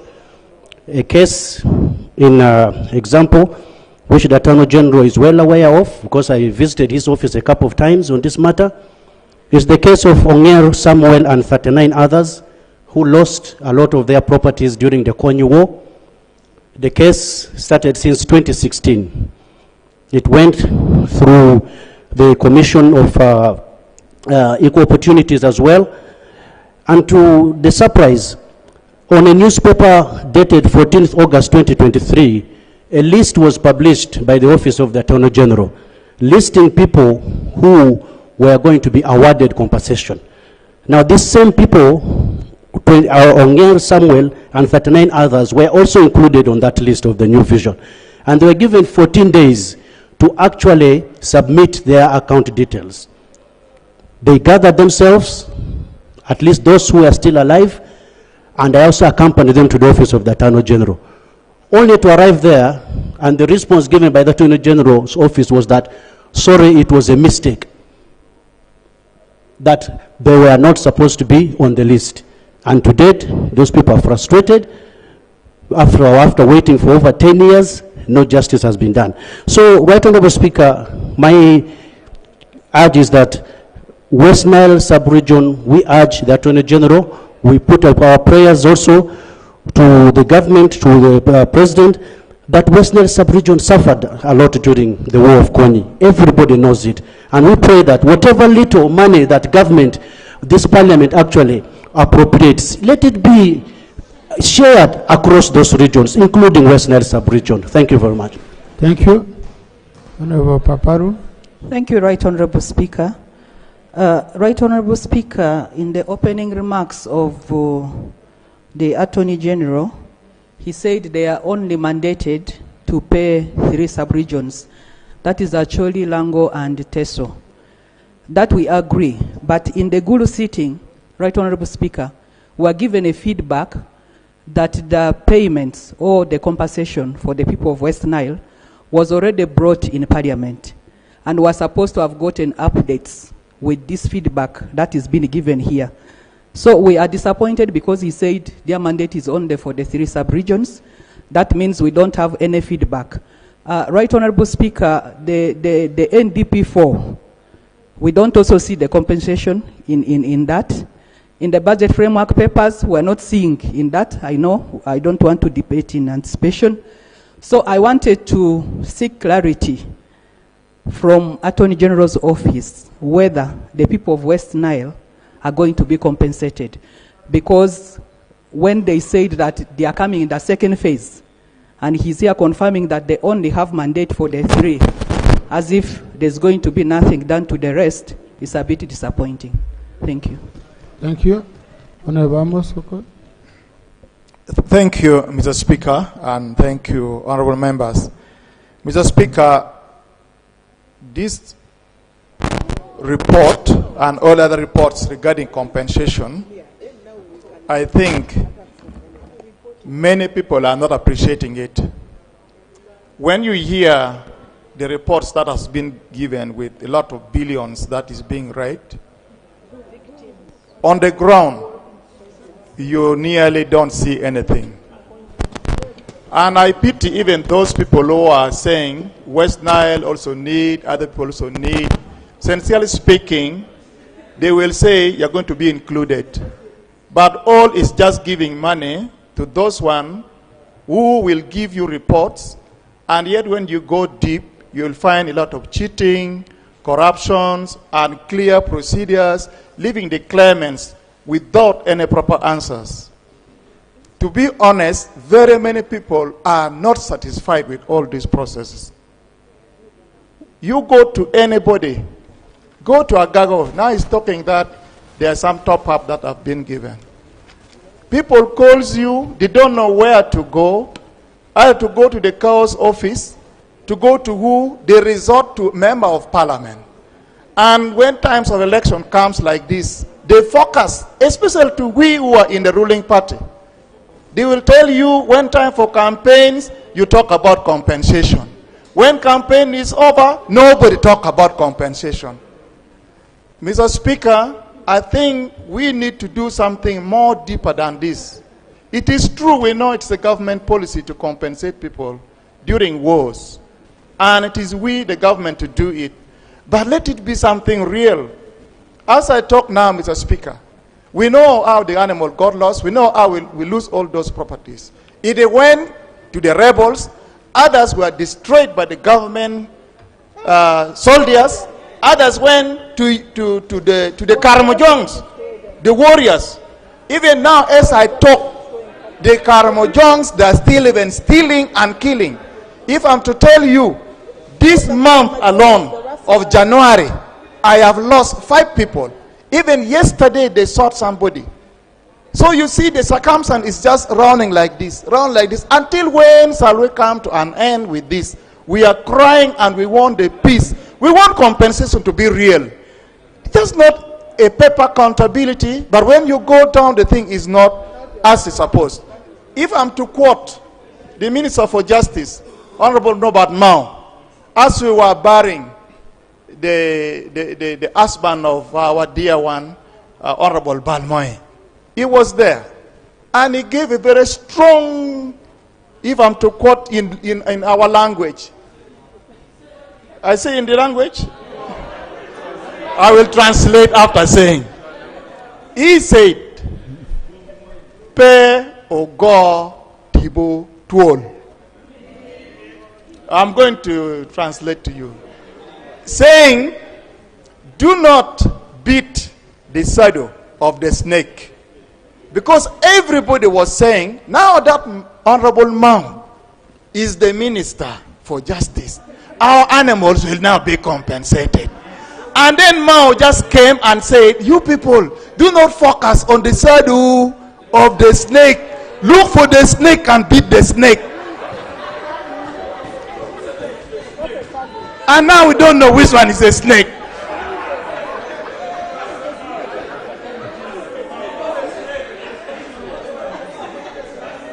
Mr. Speaker, we may laugh on this matter, but honestly speaking, let us do something real. We are losing very many of the claimants. And the worst of it, if you come and they look at your age, they'll start doubting you. Say, go and get some letter here, there, and they keep touching you. Even the banks themselves. Even the... Thank you, Honorable Fadil. Then Honorable Fox. Thank you, Right Honorable Speaker. Right Honorable Speaker, I want to thank the government for coming out with this program of compensation. However, I have seen them that have compensated the people of Teso, Right Honorable Speaker. Right Honorable Speaker, partly. Right Honorable Speaker, we have Sabines who live in Teso. And when they were selecting this compensation plan, they didn't include them, and yet there are people who lived in Ngora, in Bukedea, etc. Were they basing on tribe, or how were they selecting? Because these are people who are even, some of them are even still living there up to now. And Right Honorable Speaker, the entire Sabay sub-region, we have suffered with all the civil wars in this country. And they have never included them anywhere. When they talk of compensation, they just keep on telling us they are going to be in the other plan, and yet we suffered a lot, and up to now, Right Honorable Speaker, we are still suffering. So we want to know from government whether are we part of Uganda also, or why do you do this to the people of Sebeya? Thank you. Thank you, Honorable Fox Odoi. I thank you, Right Honorable Speaker. Right Honorable Speaker, there are structural problems. There are policy problems we are debating this afternoon. Uganda as a country does not have any policy on compensation. So what we are dealing with this afternoon is ad hoc administrative fiat. Is ex gratia payment. Ex gratia payment is a favor from the person donating. So as a parliament, we shall be helping this country if we go back to the basics. If we demand that the government of the Republic of Uganda comes up with a policy on compensation that we can progress into legislation. That said, Right Honorable Speaker, I now want to speak as a Mukidi. I come from a region that is part of this country, Bukedi sub-region. The Lord's resistance movement, I will grant you, I will yield. Let me just complete this. The Holy Spirit movement of a one lady called Alice Lakwena destabilized the people of Bukedi. We lost property. We lost lives. Lakwena raided the greater Paya sub-county, the sub-counties of Nawire, Sop, Kirewa, Iyoloa, Sere, and went all the way to a place called Magamaga in Busoga. I have consistently sat in this house for a total of about 3 years, and every time the matter of compensation comes up, Bukedi is not mentioned. Why should we continue planning to the exclusion of other citizens of the Republic of Uganda? Why should the people of Bukedi be excluded from this planning process? We shall vote. Right, I will yield. I will yield, Honourable Member. Honourable colleagues, I'm going to give you your time. We have time. I'm going to give you your time. When it comes to voting, we shall vote aye for the compensation of Ugandans. But we are hurting as a people. The people of Bukedi are hurting. And it's high time we spoke up, and we spoke up very rudely. We can be pretty rude and nasty, but we have tried to maintain some level of civility. Our patience is fast running out. Lastly, Right Honourable Speaker, for compensation to be meaningful, it has to be time sensitive. We are talking about persons who lost property 30 years ago, 20 years ago, and we are still debating whether to give them the value of half a cow, a quarter cow, 1,800,000. Aren't we simply being the greatest jokers? I beg to submit. Yeah. Thank you. Honourable Fox, the report of the committee on page 19 under general observations and recommendation. Their first recommendation is on government putting in place a comprehensive policy on compensation. So the committee picked that issue very well. Yes, Honorable Awasi, Honorable Katari, Honorable Obiga, Honorable okay, let me Cherangat. Then I pick Honorable Chirumira, Honorable Christine. I'm picking a bit of opposition and will come. Thank you very much. It seems, Honorable colleagues, some of you are running, pick your children from school, leaving. Then you better be patient, because I'm going to give you time. Yeah. Thank you very much, Right Honorable Speaker, for giving me this opportunity. Right Honorable Speaker, earlier in 2021 and in 2006, there was a report which was submitted to Attorney General's office in regard to compensation of the animals that got lost to Kenya, Sudan from Karamoja, and also some homes which got burned during the takeover of government. I am surprised why Karamoja is excluded from compensation. So, and also we lost a lot of animals under the custody of the army, and we lost those animals outside the country, and government promised to compensate the Karamojongs, the animals. I'm wondering why the Karamojongs are not part of compensation of the animals that got lost to other country. And during disarmament, properties were burnt, houses, churches. So we expected to be compensated for that. And the list is within the Attorney General's office. Attorney General should explain why Karamoja is excluded from compensation. Thank you so much. Now, honorable colleagues, please listen to the MPs from Karamoja. They never compensated themselves. No, because they are being. I take information. Yes. So, Honorable Katari Roy. Thank you, Right Honourable Speaker, for giving this opportunity. I'd like to thank the committee and the minister for their statements. Right Honourable Speaker, I will start from where Honourable Fox Odoi stopped. If I remember well, the committee talked about some payments that were made, but when the beneficiaries went to their accounts, the money had been withdrawn. By who, we do not know. I just want to find out from the Honourable Minister whether his ministry has tried to investigate, and how far have you gone? Have these people recovered their money? Because at the end of the day, you record them as paid. They were paid, the accounts are created, but the money went missing. Thank you. Thank you, Honorable Bigger Rose. Thank you so much, Right Honourable Speaker. Right Honourable Speaker, before I left Legal and Parliamentary Affairs Committee, we went for ground checking. When we were in Teso, it was barely tears. People were weeping. Whatever is compensated is a quarter. But you hear billions on the floor of Parliament.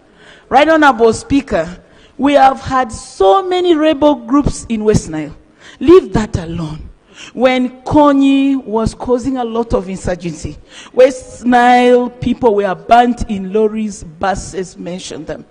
Businessmen lost trucks of things. Some died because of loans they were being demanded. I remember a family of Drabo. Their wife could not bear the pain of, we are being accused at every funeral, at every function. We members of parliament from West Nile. I think Attorney General and the team are doing this deliberately. Right Honourable Speaker, we talked here about tobacco compensation. I can tell you, they said the money is ready. This money is now meandering. They are planning a clandestine movement on this money because they don't want to involve us. You want to work alone as if you are the one voted by the people. What is... Thank you. We appropriated that money, okay, for tobacco. No, you will answer to once, okay? Yes, Honourable Cheranga. Thank you very much, Right Honourable Speaker. Right Honourable Speaker, according to the report from the minister, it is like his focus as of now is within the 3 sub-regions. But Honourable Speaker, I would really think that government should come with a comprehensive program in such a way that all the communities that are to be considered for compensations are brought to book. Because, Right Honourable Speaker, I come from a region, Sabei sub-region. When the famous Lakwena was crossing to Kenya, he passed through Sabei sub-region and caused a lot of mayhem. Rakwena was not famous, infamous maybe. Okay, take it, but famous, known for doing destruction. Known for doing destruction. And Right Honourable Speaker, some people took advantage of that. Some of our neighbors took advantage of that and started raiding Sabei sub-region and displaced our people. Our people are right now coming just. So, Right Honourable Speaker, I don't want to say who are them, but what we know, there are some raiders within Karamoja, not every Karamoja actually, but some raiders in Karamoja and Pokot. disturbed us, and as we talk, Right Honorable Speaker, the rate of poverty in Sabay sub-region is attributed to that. So we would pray, Right Honorable Speaker, that government gives Sabay sub-region some affirmative action, and all the same, give them compensate the affected people for their properties. Thank you very much, Right Honorable Speaker. Thank you, Honorable Mede, Honorable Siraji.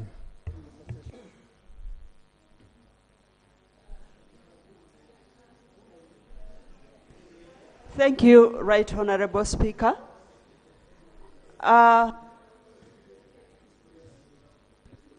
Especially the Greater Palisa, the raids were mostly attributed to the insurgency in Teso, the raiding.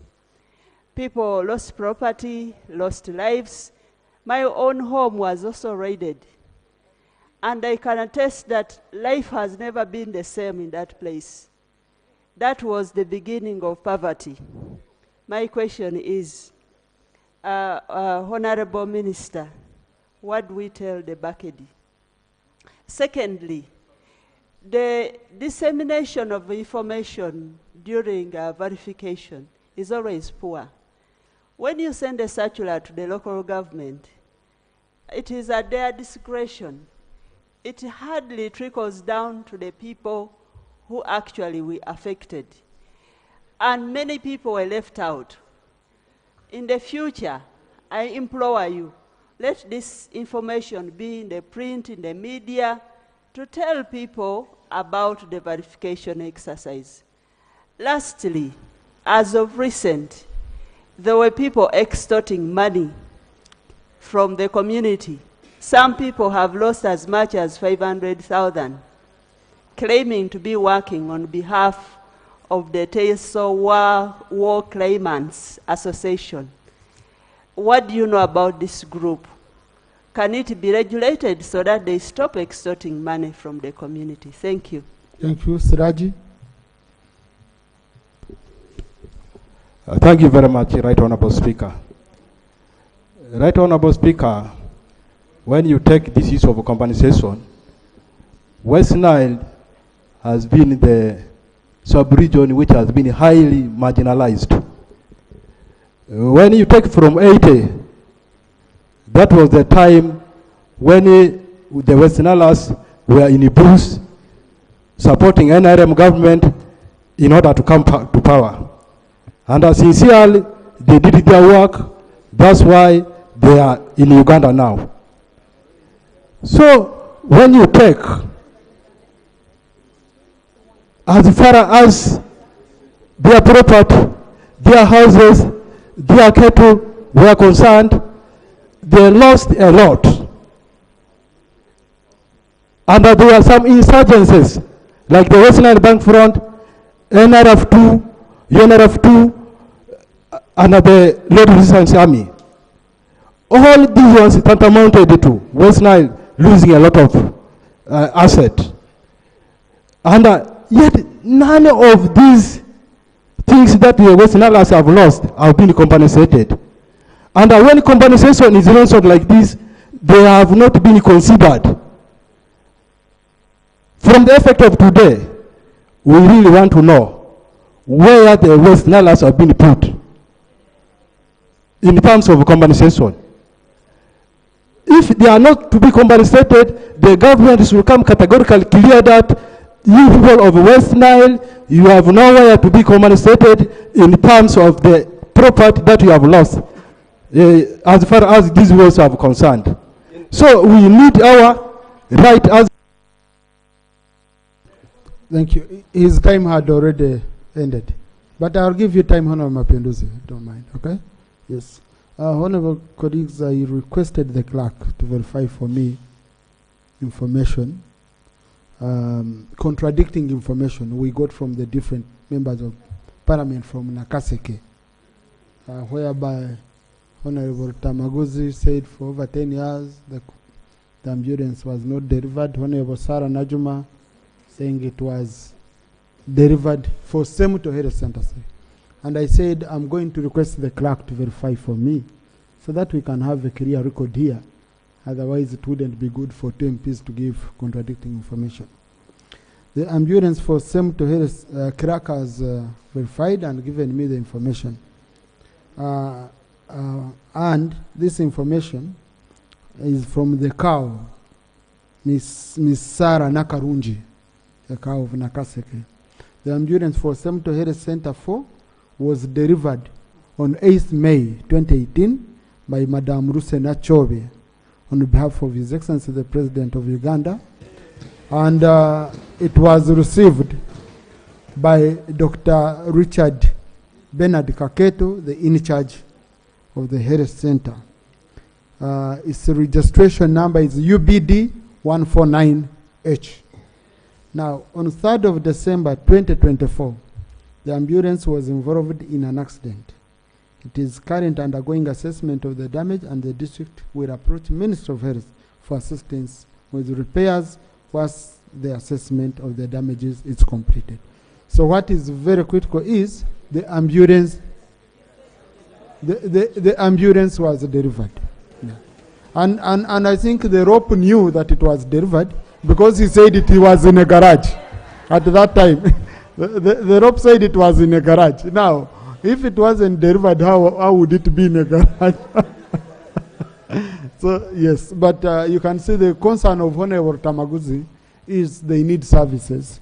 So if they could expedite the process of repair. I don't know, assessing since December 2024. It's a month. Okay. The way government works, the speed. But for the record, the ambulance was delivered. And so I hereby direct you expunge the claim of Honorable Tamaguzi that the ambulance was not delivered. Yes, I had picked Honorable Chirumira Hassan, then Honorable Nachmoy. Thank you, Right Honorable Speaker. This issue of compensation is a sensitive one, especially for people in Luero Triangle. Right Honorable Speaker, we all agree that everyone affected by the bush wars and insurgencies should be compensated. But before the insurgencies in the north, in the 1980s, the people of Luero were badly affected by the bush war, a war that brought this government into power. And since then, our people have been always going to offices after offices, being promised compensation after compensation, and up to now, nothing has materialized. This very government promised to turn Luero into Mecca, seemingly in terms of infrastructure development, good hospitals, and roads. But as we speak now, the roads in Luero are in a status you cannot imagine. Our hospitals do not have medications. Our schools are in very bad shape.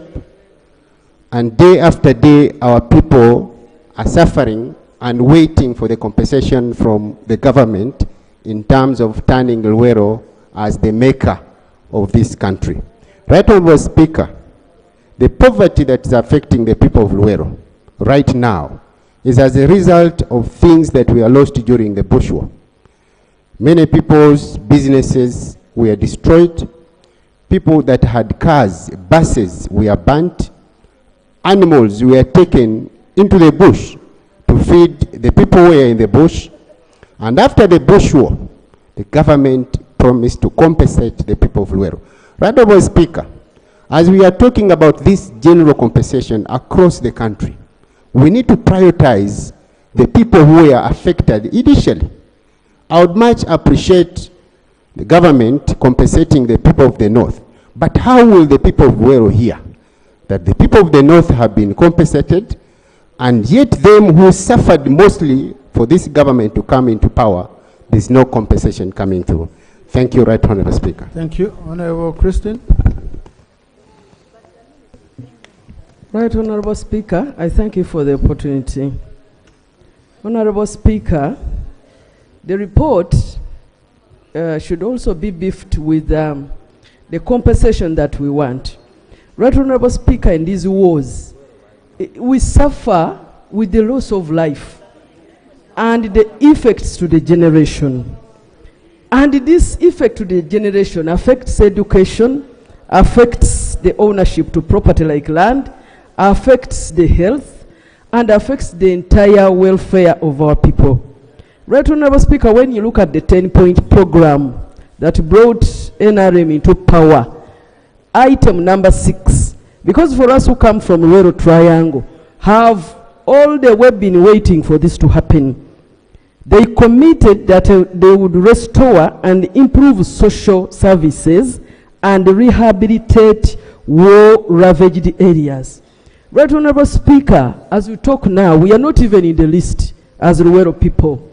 The minister, in her response to our people, especially those who have camped in Ruamata, she told them to utilize the ongoing government programs like the PDM.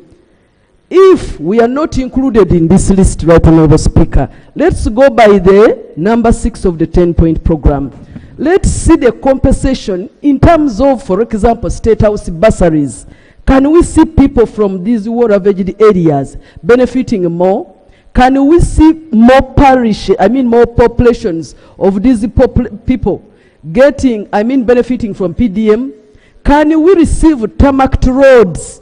Because the compensation we are talking about to cows, houses, but the life that led to our uncles, aunties, and fathers and not to go to school, fail to get firm employment, us living in funny ways. How are you going to compensate all that to Ugandans?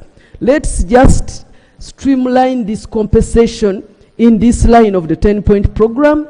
Let's build the tarmac roads. Let's provide agricultural inputs to some of these areas at a cheaper cost. Let's set prices for what we have managed to specialize in, like maize. Can we, for example, say war-ravaged areas, maize price, a kilogram will cost 1,500, because we shall not be able to compensate everybody. If us who brought this government you are demanding, are still demanding, what are you saying? Thank you. Honorable Betawol, Okello, Aumakeni. Thank you, Right Honorable Speaker. Right Honorable Speaker, the genesis of compensation, or can I say, in the 8th Parliament, was actually war death claimant going to court, and they say this should be settled out of court. I brought the file here in Parliament myself, in the 8th Parliament, and then the Langis came in after us, and the TESO. That is why the 3 sub-regions are taken, and the epicenter of the war was really actually sub-region. You could see with the internally displaced people's camps, a lot of our people died without seeing this compensation. Just last week I was in Gulu, some elderly people came to me with the tears. You find that somebody with the 30 heads of cattle is cut to 10, 20 is taken away. Why do you cut when they were supposed to be even added more? All these people are going to die before the compensation. And yet in the 8th Parliament, we accepted that the compensation was going to be there. You decided to take this to Viso, Piso, Diso, is it Giso? Why do we take that structure when we know that that structure is specifically for NRM, and they are very corrupt? At least some other people even accepted to give testimonies of being asked for money for these yellow cards. Why don't we involve also the people who took government to court? You just brush them away. They actually were the claimant. That is for actually sub-region. I don't want to be selfish that we should not expand this to other areas, we can expand. But we should even expand beyond livestock, because it was not only livestock that people lost during the war. Actually, sub-region is very, very poor because of losing the livestock. We used to use it as for cultivation. Now all the land has gone because the land is left fallow, left free, since we lost the animals which was used for, is it animal traction for farming. Actually used to be food basket for the country. And no more, it's no more, but it is poverty. And people are buying of land. Of course, a poor person, if we don't put in something to protect them, they will just give away the land and then remain completely in abject poverty. Really, we need to be a little bit considerate, because people are dying out of frustration. Thank you. Honorable Okero. Thank you, Right Honorable Speaker. Mr. Speaker, this matter of compensation, unfortunately, is smaller than what it is supposed to be. We are talking about war loss. But this particular matter is about just the cows, not the whole thing. We are just talking about cows. And the rest of the country, especially the former conflict areas, deserve war loss compensation, which is much bigger than this one. Mr. Speaker, the way our debate is running, we are going to conclude without a comprehensive structural way of compensation. And if we don't do anything by this example, the rest of the country will be looking for a cry, not compensation. I can assure you, and from the case of Nuoya, the mathematics is very clear. That on the books, it will be reading 2 billion has been paid. But in Nuoya, it is reading 177 million shillings paid. And that is the reality of the matter. The rest of the 2 billion is just stolen, Honorable Attorney General. If you pick from the report of the committee found on the ground that 177 million only had been paid to Nuoya. Now your record is telling us 2.2 billion, 2.287 billion. Kindly find out this money the thieves have stolen. While we are here, members of parliament are wondering why actually is favored. In actually, we are just crying. We are not compensated, Right Honorable Speaker. And this is important. Lastly, can we get an end to this drama, Honorable Attorney General? Can we be stated, can you state clearly that we are going to end this business in 2 years, in 5 years, in 10 years, so that people can face something else? I thank you very much. Thank you. Now, Honorable Okero, you said that we might end up not addressing the real problem comprehensively and all that. But you see, the committee report, which is before you, recommended for a comprehensive policy. Okay? They recommended for a comprehensive policy framework, streamline compensation. If you're to achieve all those you're talking about, you need that. So it will be up to you to vote for it or not. Right Honorable, I agree with you. But we should spend more time on doing that work. But it's not our work. That's the work of the executive. Okay? Yes, Honorable Kenauma, then Honorable Mero. Thank you, Right Honorable Speaker. Right Honorable Speaker, Northern Uganda has been ravaged with war for over 20 years. It is a mandate of the government to fulfill its promise.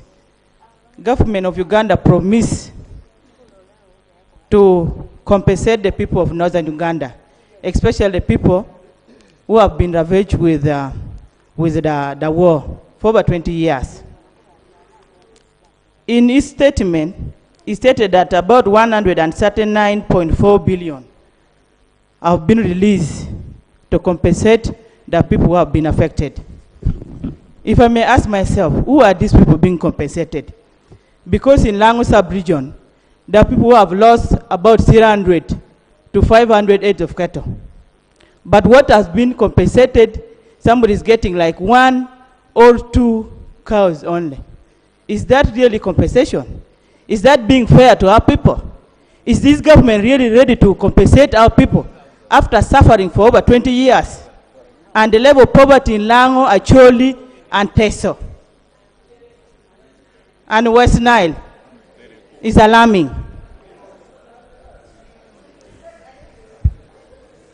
So we need clarification on that. And then too, we had the issue of data card that were issued. The data card that were issued are being paid for. The RDCs, the DSOs, the GISOs are getting money from the beneficiary to get this data card. So I really want some clarification on that, because if you're being compensated and the compensation that you're being given is not even enough, again, they're even extorting the little money that our people have. Thank you. Thank you, Honorable Mero. Thank you very much, Right Honorable Speaker. Right Honorable Speaker, I want to thank the Minister for the report that he has given. However, I just wanted to seek clarification whether government does enough research on what they are about to implement before they do it.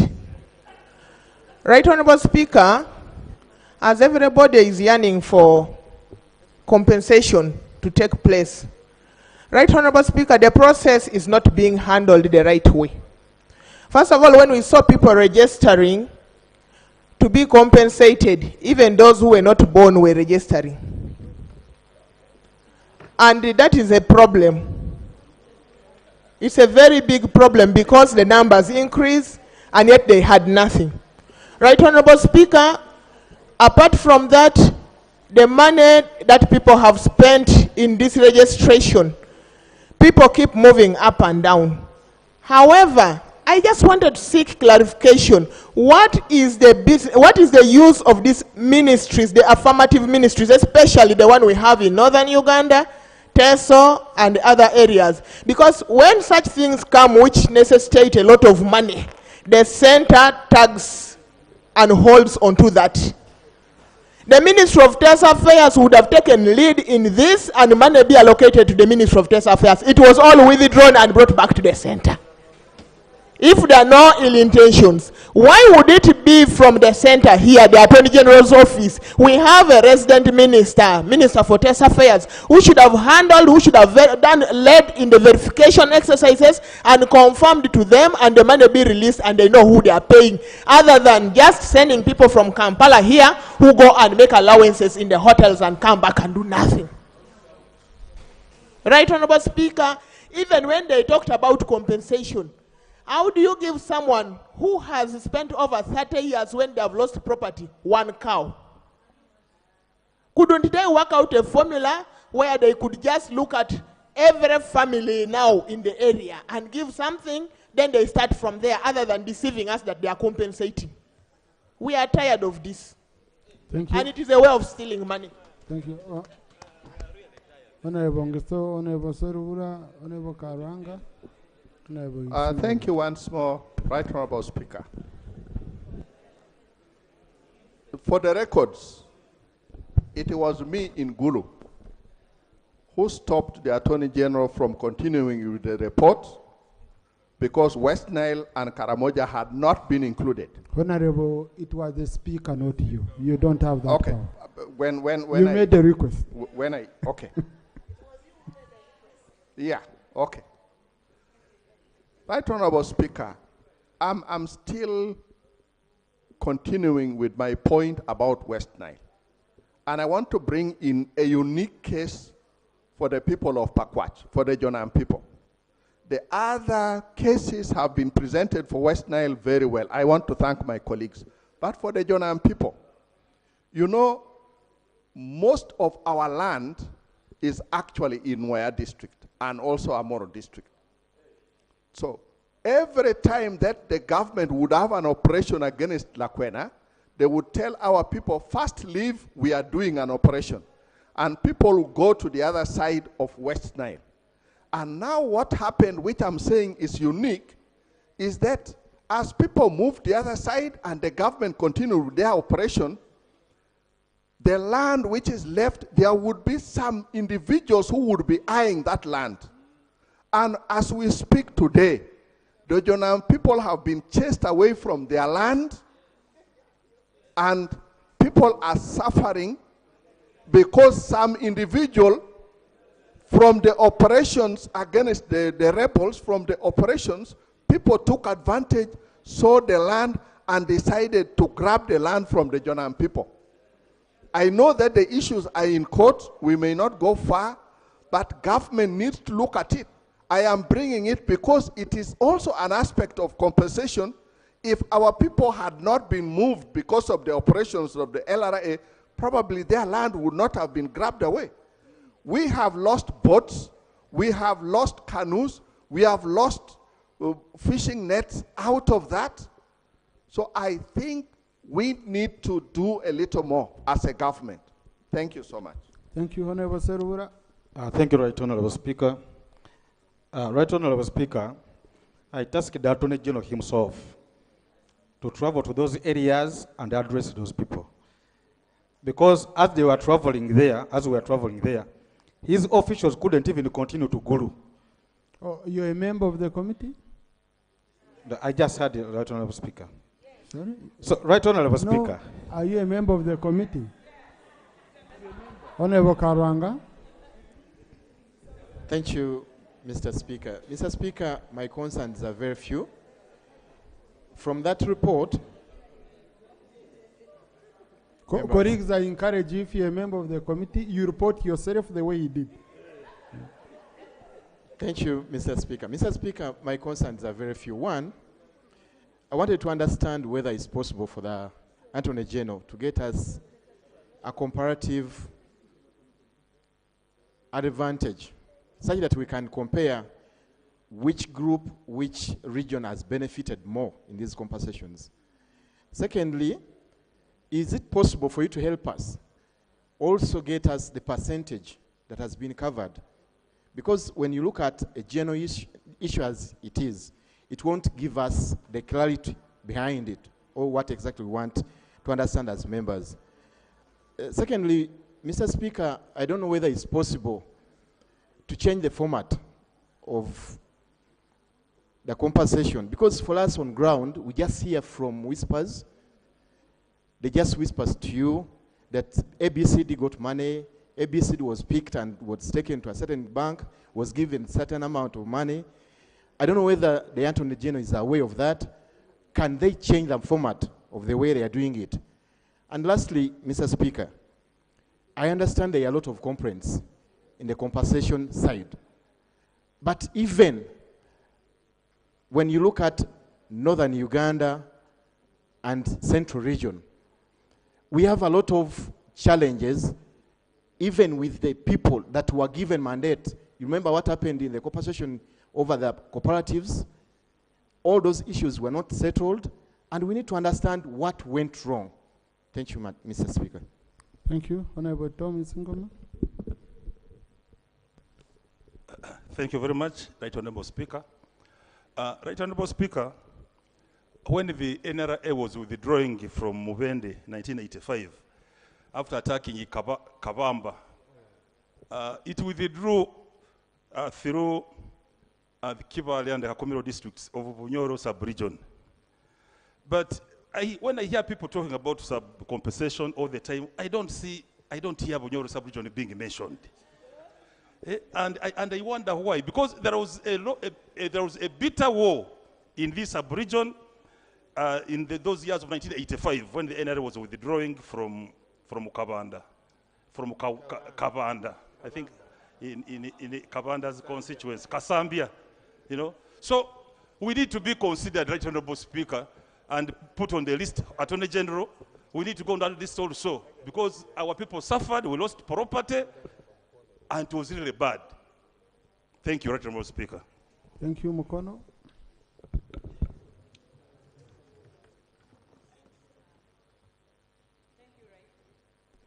Thank you, Right Honorable Speaker. Mine is clarification from Attorney General as to whether compensation cuts across even some of us whose land was taken by the government and were supposed to be compensated. And we actually, we were instructed to use pass-through land commission for compensation, whereby land commission submitted to the Office of Attorney General, but then up to today, and it was confirmed and approved that we are going to be paid. But up to today, we have not seen any payments from Attorney General's office. So I'm requesting that, is it in your office that we are supposed to really get compensation from you? Is it part of this as well? Thank you. Thank you, Honorable Pascal Menya. Then Honorable Raninos. Thank you, Right Honorable Speaker. Right Honorable Speaker, the issue of war death claimant has become our daily problem in Acholi sub-region. In Padre District, I thank the Attorney General for clarifying here that over 800 people are not yet compensated. And out of those who have been compensated, Right Honorable Speaker, they've just given them a little drop of payment, which does not still support them in any way.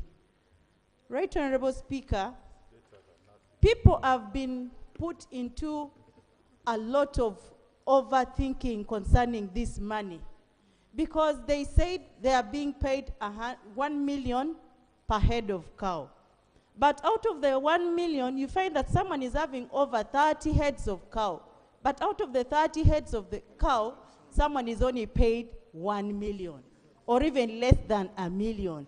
How are we going to help these people get all these millions of money that the government has promised? Right Honorable Speaker, Attorney General was very clear that government committed to pay 360 billion in a period of 4 financial years. As we speak, Right Honorable Speaker, we are almost ending the 4 financial year, left with a balance of 224 billion that government is still committing to pay. I wonder what magic we are going to do, or government is going to take, to ensure that this money which they've promised and committed to pay to the people is paid within the time that they've promised. Right Honorable Speaker, lastly, we've been given a lot of concerns in community, whereby our people register for this claim, but when they release the names, many of the people find that their names are missing. I wonder how name gets missing from the list, right from the ministry here. So maybe Attorney General clarify to us, how do people's name disappear from the register? Because when they go for verification, they find when their names are missing. And then I want now clarification from Linus.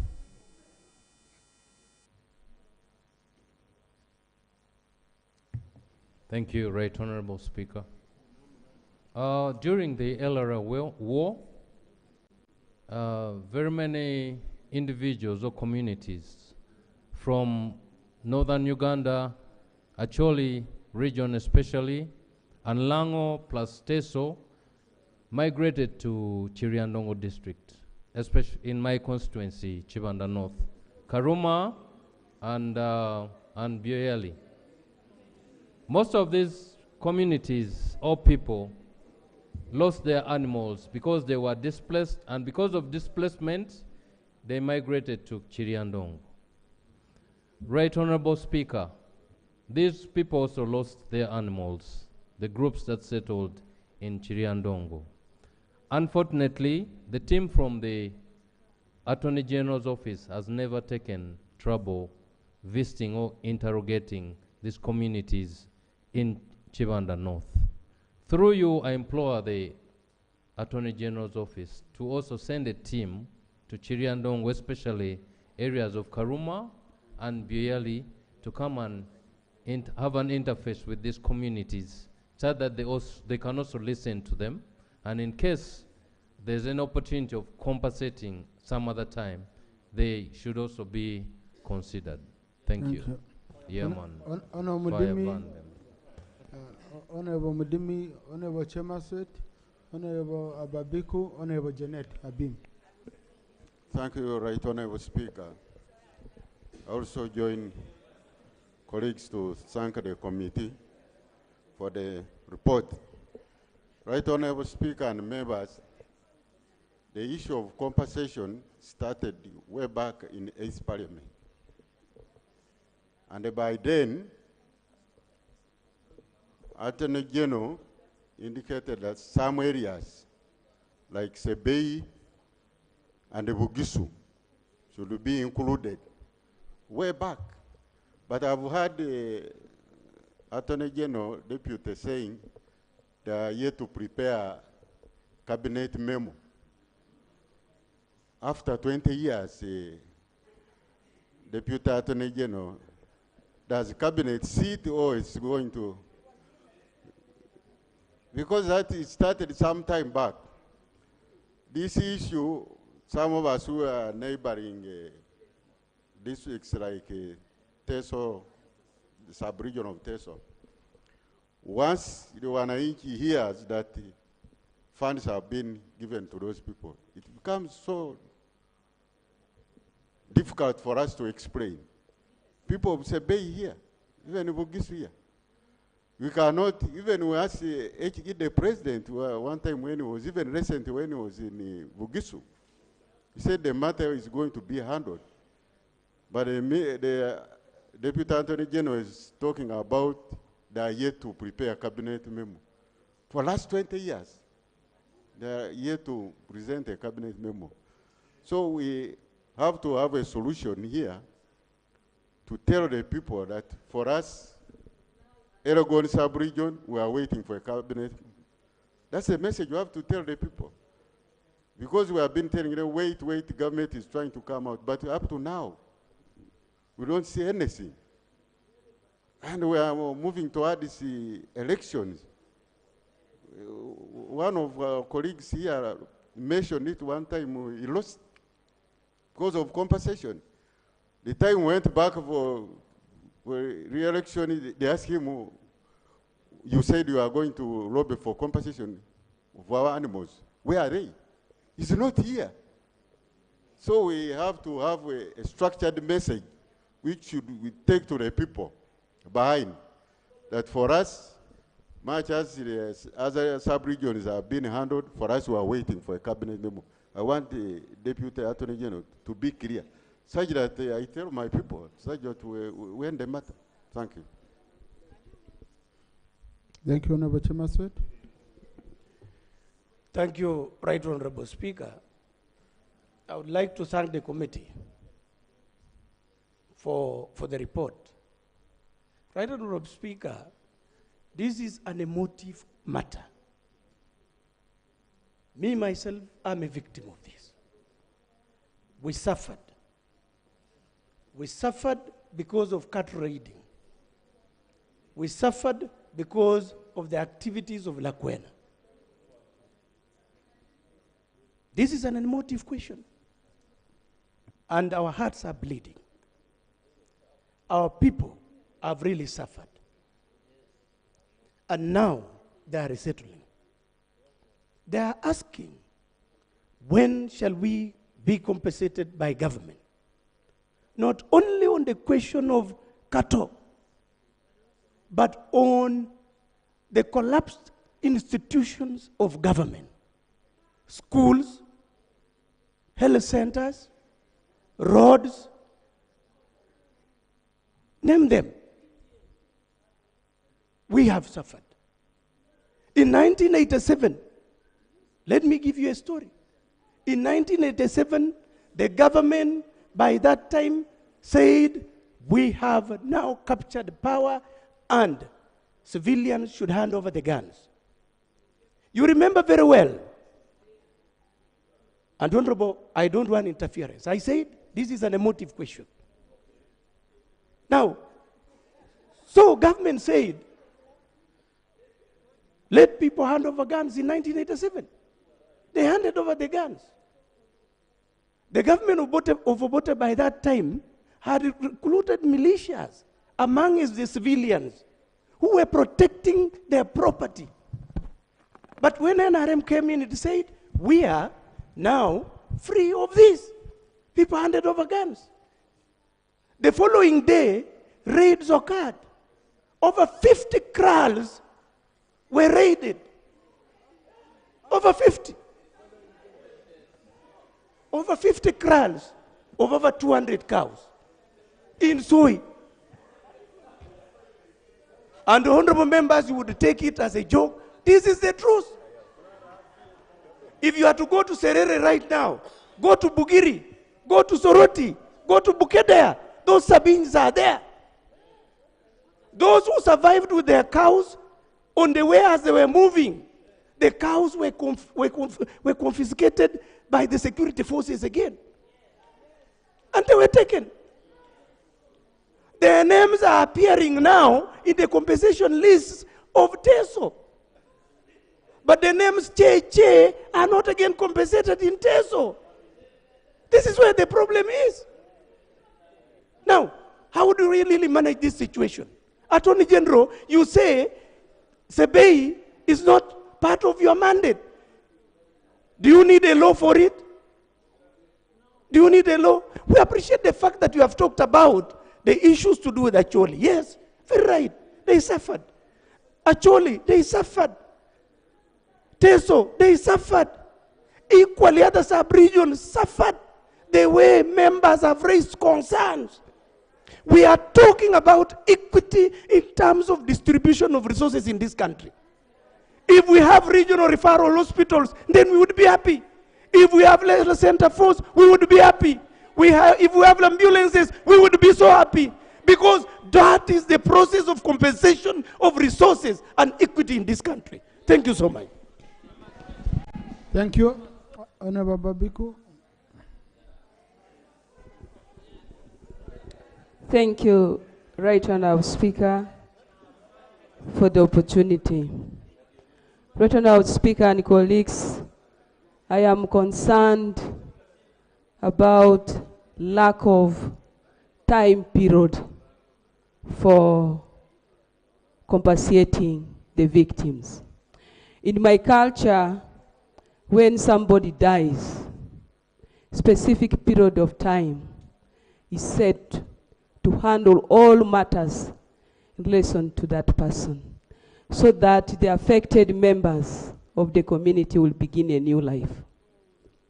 My own government, you have constantly reminded us on how we have lost our people. They got chopped, they got burned, we lost our properties. You have made us the leaders to keep mourning our people without specific period of time. Can you sit as cabinet, draw a schedule so that we shall stop mourning our people? Two, I am not happy about the criteria used by government, that those who went to court should be compensated. What about the poor who were really affected? They don't have even lawyers to represent them. They don't have the money to get the lawyers. But you decided to start with those who have and left out those who don't have. I am not happy. Is that our method of doing work? You acknowledge that people died, people lost properties, but you chose to use that method. Can we revisit that method? Even the people of Adjumani went to court. Where did you put our file? Regional Speaker and colleagues, fairness and equity must be practiced. So my government, what are you doing in relation to this? Thank you. I also disagree with the position of equating service delivery to compensation. Somebody lost a dear one. Now we want to equate it to health services. We want to equate it to education services. Are we fair? Let us separate the two things. Minus even the compensation, we are supposed to get these services. Let us go down and sieve out the true people who suffered because of these wars. Thank you.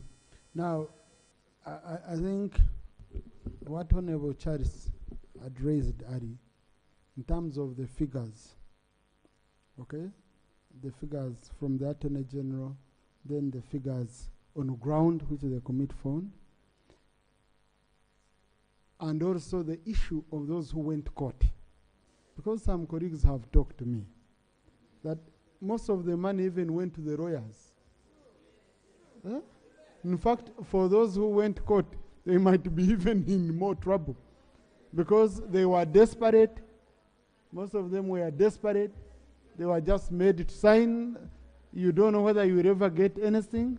You say, I can sign 50, 60%. It's better than nothing. So you might find those who didn't go to court have even a better opportunity of getting at least something which is... so Attorney General, we really want to also, as you're answering, the issue of the costs, of the legal costs. Are the people getting the actual amount, or we are here fighting for lawyers to get huge sums of money? I think it is something we should also look at. I had allowed Honorable Kormoy, then Honorable Merisa. Thank you very much, Right Honorable Speaker, for the opportunity.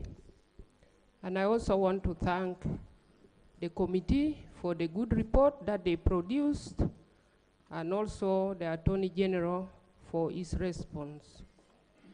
I was a bit disappointed when the Attorney General mentioned that currently they are still compensating only the 3 sub-regions of Acholi, Lango, and Teso. Right Honorable Speaker, Karamoja equally suffered. But it is suffered in different ways. Yes, wait. The type of compensation, if Cabinet is going to agree on, is not uniform for Karamoja. Because for the rest of the districts of Karamoja, animals were lost when they were in government custody.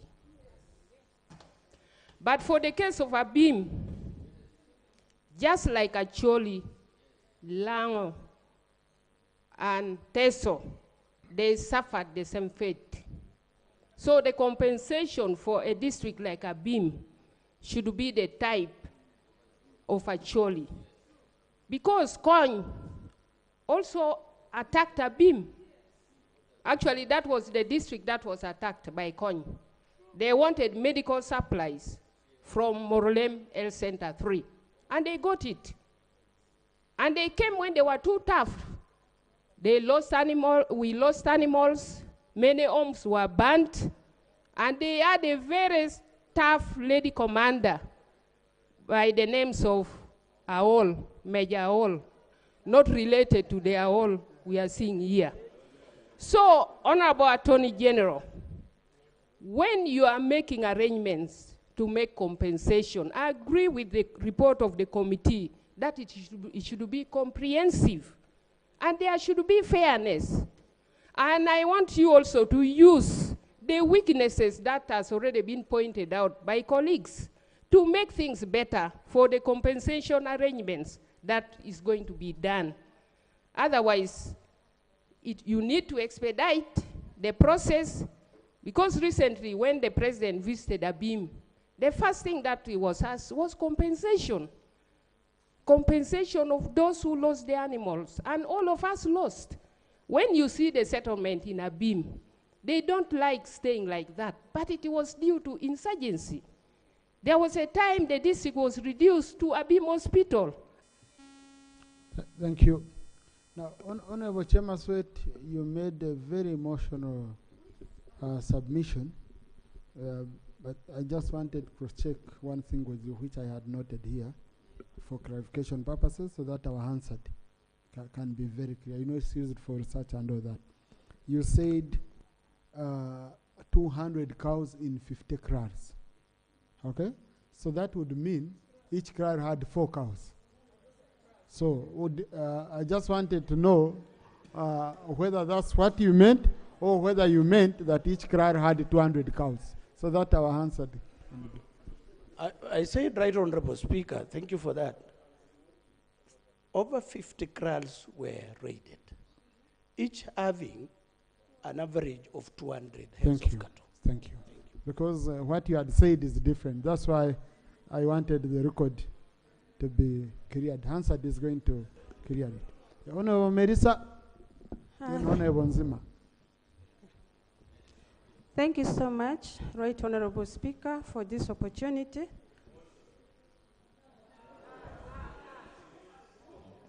I want to thank Honorable Attorney General for this important statement.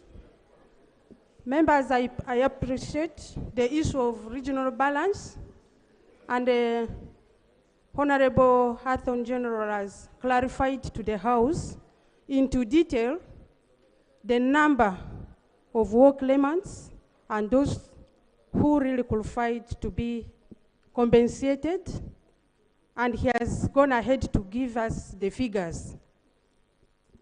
Attorney General, I have clarification to seek. I'll want to know what method or criteria or mode of operation government is using to select the few who have benefited from this compensation. Right Honorable Speaker, I want to refer to the list of Ugandan traders whose name were presented here on this floor of Parliament in 2013. In 2023, and out of the 23 qualified, verified traders who were supposed to be compensated, only few, if not more than 3, have been compensated. Right Honorable Speaker, this is a contentious issue in the communities. I am speaking as a member of Parliament, and at the same time as a deputy director of a company that was verified to be compensated, as the company also lost properties in South Sudan. This is equal to this compensation. Right Honorable Speaker, I was actually coming to your office to seek for help on how families can be helped, because people have lost directives. They don't know who to go to. And like a member said, they now resort coming to members of Parliament. And sometimes we also get defeated on how to approach the issue.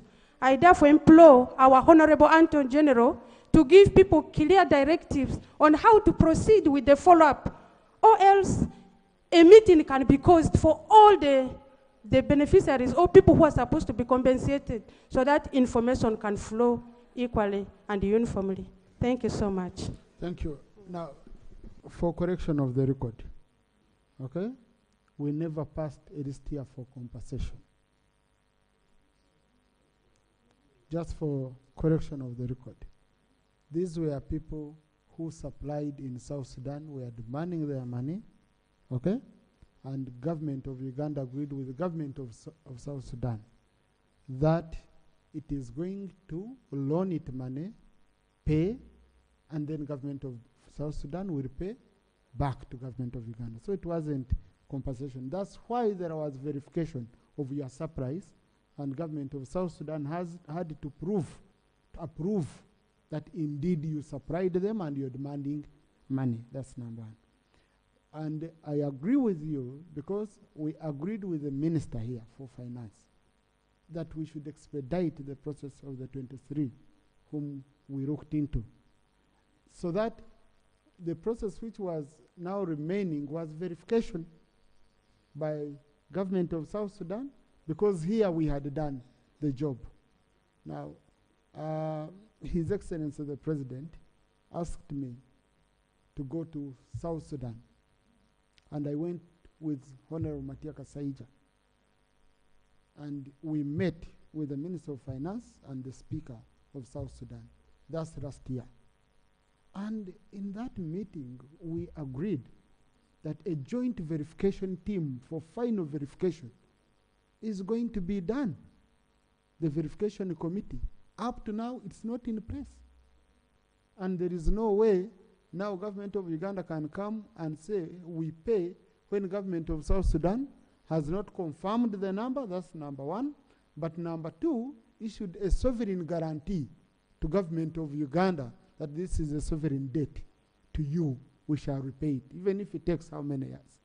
So the Minister of Finance needs to come here and explain to us why have they failed to put in place a joint verification committee with the government of South Sudan to help these people, because they are dying. They've lost property. There are also some who supplied that need to be verified, who are not part of the 23. Okay? So Minister of Finance, on Wednesday next week, I should come and update the House on the same. Yes, Honorable Nzima, then Honorable Mjungu. Thank you, Mr. Speaker, for the opportunity. Mr. Speaker, I want to thank the committee for the report. And I have stood up to back the position of the committee that government needs to come up with a comprehensive report. Compensation policy. Because now when you look at the manner in which government is operating, just as the Honorable Mudime had noticed, that others have been compensated because they went to court. And then the statement from the Attorney General is that there are those who are supposed to wait for cabinet memo. So what about others? If we are talking about loss of property, Mr. Speaker, to war, West Nile suffered the most.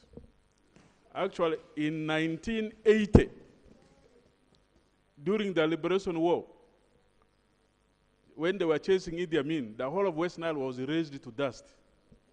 People ran to South Sudan, others ran to Congo. That is 79, but the actual war was around 1980. Now, in 1990s, when people started coming back, that's when West Nile Bank Front was also formed. People were raided. I wish General Katumba Wamala was here. If we are talking about loss of cows, people lost a lot of cows. There was a situation where the rebels had looted a lot of cows, gathered in a place called the Nyori Cheku. They were celebrating. By then, General Katumba Wamala was then a colonel, and he was overseeing the operations. A number of them were killed. So a lot of cows were lost. People have just talked about here loss of property. Indeed, during Konyi War, whereas we had West Nile Bank Front at home in West Nile, there was also the distance from Pakwach to Karuma was a death trap. When you are from Kampala, it is until you cross Pakwach that you will say, thank you, God. When you are coming from West Nile, it's until you reach Karuma. That's when you will say, thank you what? Thank you, God. People lost a lot of property. Mr. Speaker, you were here in the 10th Parliament. A list of people who lost lorries, buses, including the Nile coach buses and others were presented here. Government had presented, government had accepted to compensate all these people. But along the way, this has been swept under the what? Under the carpet. We're talking about Acholi, Lango, and Teso, which is okay. I think as a government, we should have minimum service delivery standards set, such that when we are offering services, we should bring everybody on board. People have talked about tobacco here. In the 10th Parliament, when they were talking about compensation of tobacco people, Because all the West Nilers who were tobacco farmers and people in Bunyoro lost their tobacco to Mastermind. The compensation had taken root for the two groups of people. But when it came to compensation, Bunyoro was considered the people of West Nile were abandoned. We are still struggling. Though as right now we are saying the money is there. So as a government, I think we should set standard of service delivery. There are very many cases here when items are distributed, but when you go on ground and look at where these items have gone, most of them end up in the constituency of ministers, not members of parliament. So, for me, my advice, not advice really, I was stood to support the position of the committee that when it comes to service delivery, we should have minimum services standards. That must. Thank you, Honorable Mujungu. Then Honorable Sharon Barimai. Right Honorable Speaker, thank you very much. Speaker, sir, when you listen to the talk, what punctuates this conversation is a war story. It is war, war, and war. I also note, Right Honorable Speaker, that the committee has called for a comprehensive policy. And I want to submit in the respect of war and the policy. Right Honorable Speaker, most of the speakers have talked for the regions. One would be tempted to think that this is a tribal talk. I'm saying tempted, but I'm not submitting that it's a tribal talk, Mr. Speaker. I now want to speak for the Rwenzori region. Right Honorable Speaker, Toro region, what used to be Toro Kingdom at independence, suffered a civil war 1962, viciously up to 66. And this war lingered on until 1982, when the main player, who's now the king of the Rwenzori Kingdom, came out of the bush. But behind this story, a lot of destruction had been realized. People had been extracted from their homes. People had lost their homes. Properties lost. Many of us spend our infancy age in the bush because of that civil war.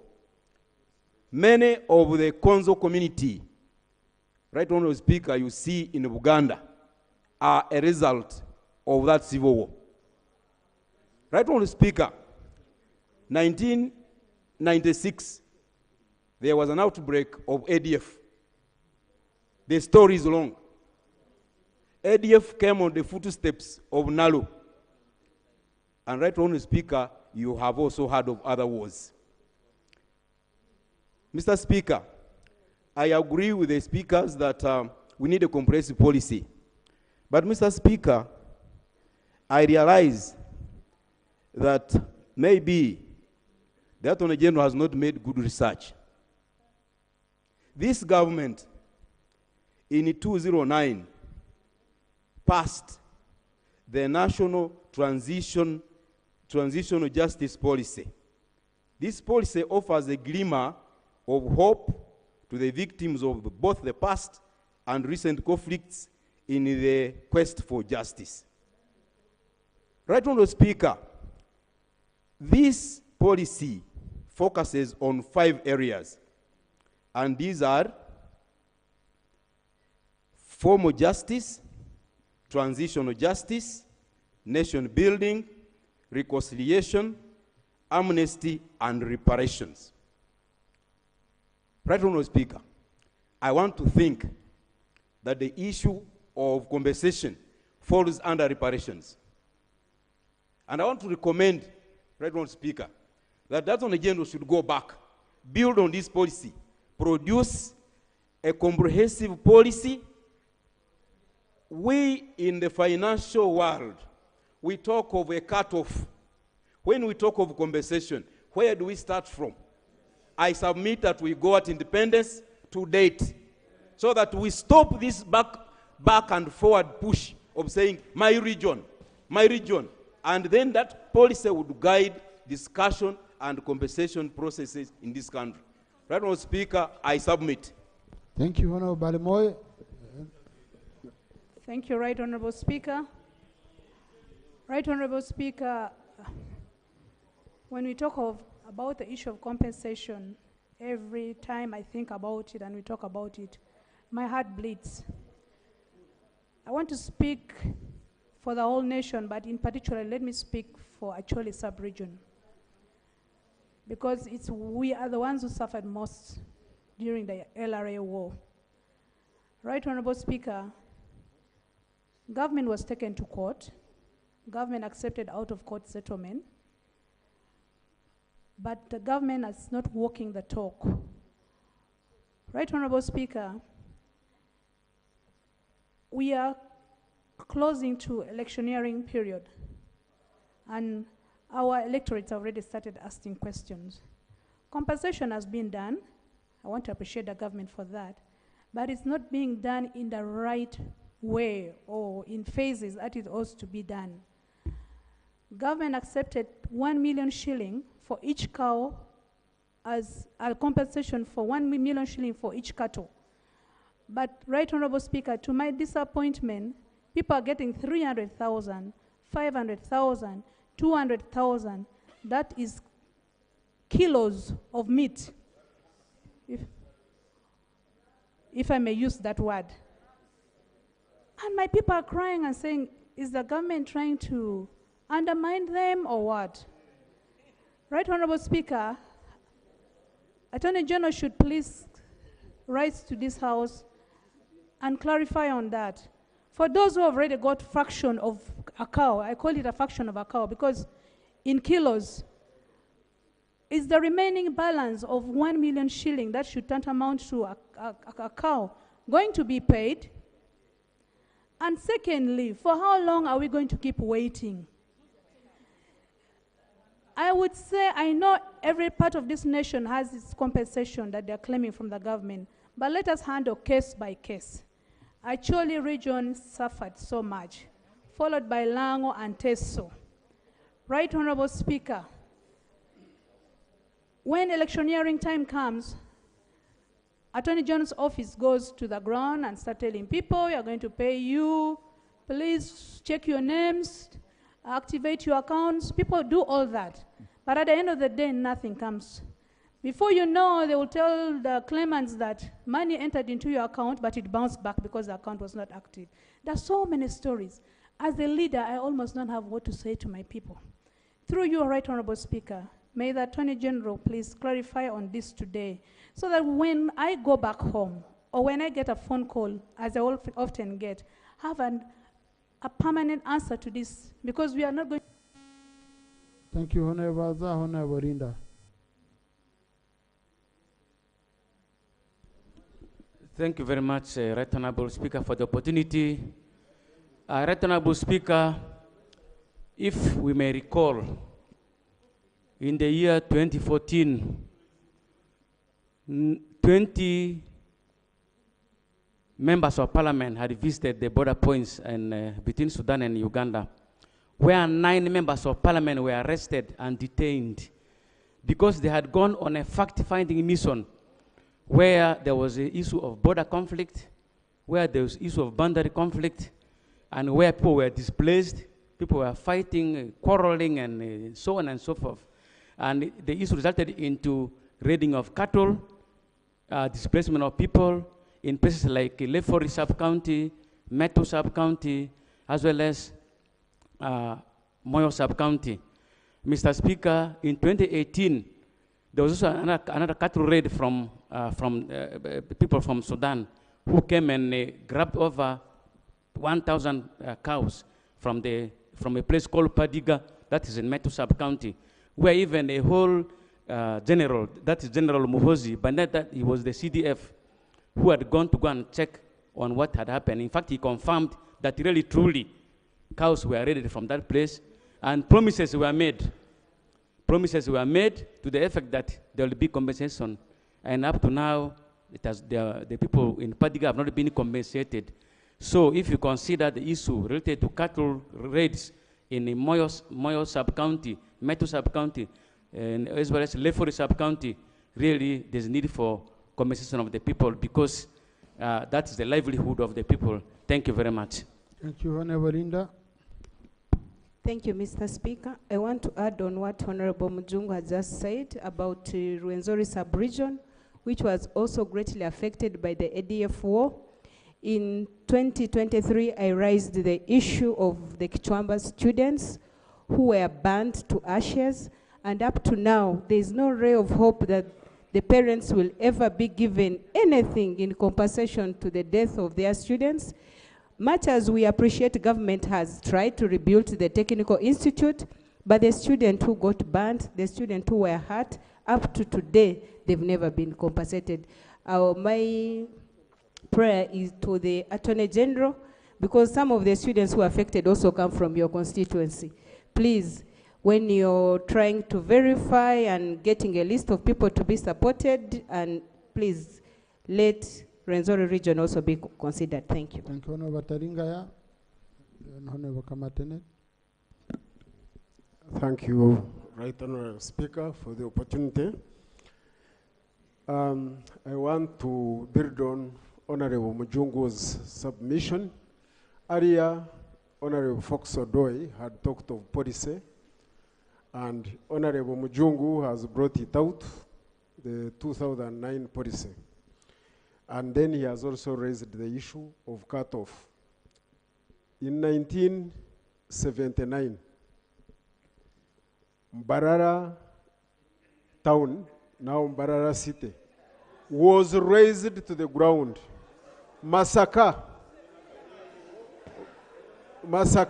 which is Masaka city now. Mr. Speaker, I beg for your protection. Masaka city was razed to the ground. So was Mbarara city. During the war of 1979, the Western Axis, led by His Excellency General Yoweri Museveni, the Western Axis, and then the Axis through Mutukura, led by General Oito Jok. Sabasaba raised down those two towns. When you go to, because Kasese was not being talked about as people who suffered, the good thing has now been brought out very well by Honorable Mujungu. In 1979, West Nile suffered during the liberation. Then in 1980, during the general elections, West Nile was invaded by government forces, and the people were chased to Congo. All the MPs of UPC came and opposed because there were no people to vote, and the West Nile area was raised. So when we talk about cut-off points, let us go to independence and then verify what level of damage was done in each area. Even in Kampala here, some of the buildings were flattened. So, and those people have not been talked about. So I beg that the Attorney General goes back, we have a cut-off point, and then we see who lost what during these various wars since independence. Thank you, Honorable Kamateneti. Thank you so much, Right Honorable Speaker. I thank the Minister for the report, and mine is a clarification which is very specific. The Attorney General knows very well, 3 years back, he got a list of people who were recommended by the President to be compensated. There were 20 people. Only one person was compensated. These are Muslims who lost their properties and cows during 1979 war. Last year, we got a report from his office. People were invited to Kampala. They made all necessary arrangements. Verification was done, and a report was submitted to the Prime Minister's office for those people to be compensated. Most of those people have died. And even those who died, they were requested to submit lists of estate administrators. Accounts were submitted, everything was done. But up to now, they have never got any communication.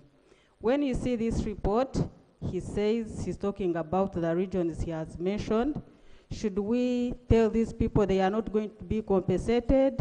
What should we tell them? We need clarification from office. Communication is so important. When we go back, they ask us. They think we are not following up. Attorney General, please, I've been asking you so many times. I've visited the Prime Minister's office so many times.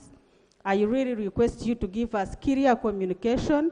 If possible, put it in writing because you know the people you've been dealing with. Thank you so much. Thank you. Oh, I knew I would pick all of you, but it seems if I'm to do that, we shall sleep here.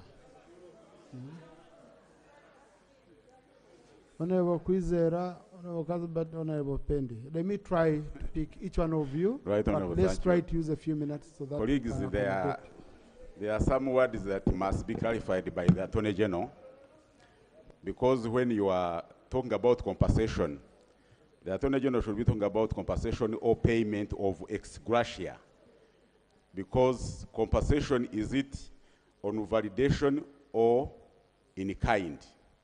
Because the Attorney General knows that there are a number of cases that several firms put in court, and he knows that they are paying some people, not even for the value, not even outside the ex gratia, but even outside the court directives. While I support the establishment of a policy, it will have descriptions and qualifications of who is supposed to be compensated. Failure to have a policy that is descriptive means it will be abused and it will yield and border on corruption. An example is that if you are driving on a bad road and you hit a pothole and you die, should they claim? Compensation out of war, you need to make reference to what law are you referring to. Because with us, we were affected by Rwanda War of 1994, and when we put a claim, the claim did not come to individual members.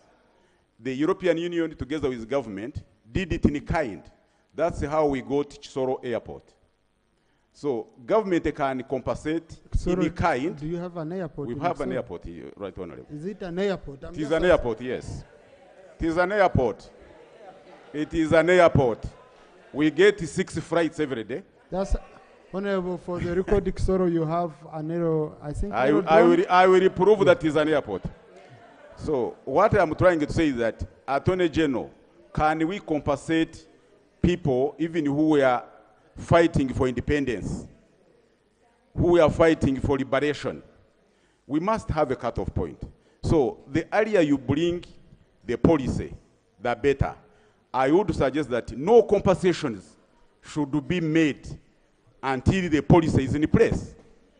And secondly, the Attorney General should update this House of how many cases that were in court or in court, and what directions were given to the Attorney General. Because I was a member of 9th Parliament, and it was an audit query. The government, cabinet established a validation committee, and the ministry was represented, the civil society was represented, and the Attorney General was represented at the Ministry of Finance. That matter was handled. It is on the records of Parliament. I can produce a report of Public Accounts Committee where people were compensated on value. But when we are here, we seem as if nothing happened. So we need that policy from government. Thank you. Honorable Kasbat. Thank you so much, Mr. Speaker. Mr. Speaker, I want to appreciate the committee for the report.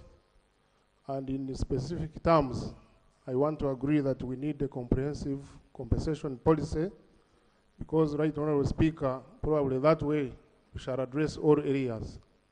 I come from Kamwenge, and Mr. Speaker, In Kamwenge, we've been attacked by ADF twice, in the year 1996, and most recently, we did not celebrate Christmas of 2003 because our people were killed, our animals were raided, our property was destroyed.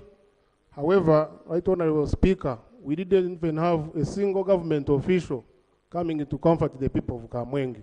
So that is why I am in total support of this comprehensive policy. Probably when it is in place, we shall all know where to run to.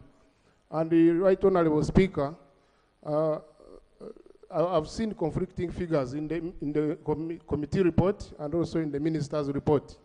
I do not know as a House how we are going to harmonize these figures because we do not know whether it is the committee position that is right or the minister's position that is right. A lot of these monies people take advantage to siphon this money. Right Honorable Speaker, when we lost 10 people in Kamwenge under ADF attack, the President directed that each affected family gets compensated with 5 million shillings. Some families up to now have never received that money. So I think we need really to be serious, come up with a comprehensive policy so that we all know where to run to when these issues happen. Right Honorable Speaker, I want to thank you for the opportunity. Honorable Saro Pendi. Thank you very much, Right Honorable Speaker. Allow me, Right Honorable Speaker, to appreciate you for giving time to this subject. And that shows the importance that you equally attach to this subject matter. Right Honorable Speaker, we are discussing a subject that arose out of our own actions. And let us now see how expensive war is. When you have war, people will die, some people will lose their properties, infrastructure will be destroyed, and at the end of the day, some people will never be the same. This is why, Right Honorable Speaker, we must, as this parliament, as people's representative, really discuss the issue of transition.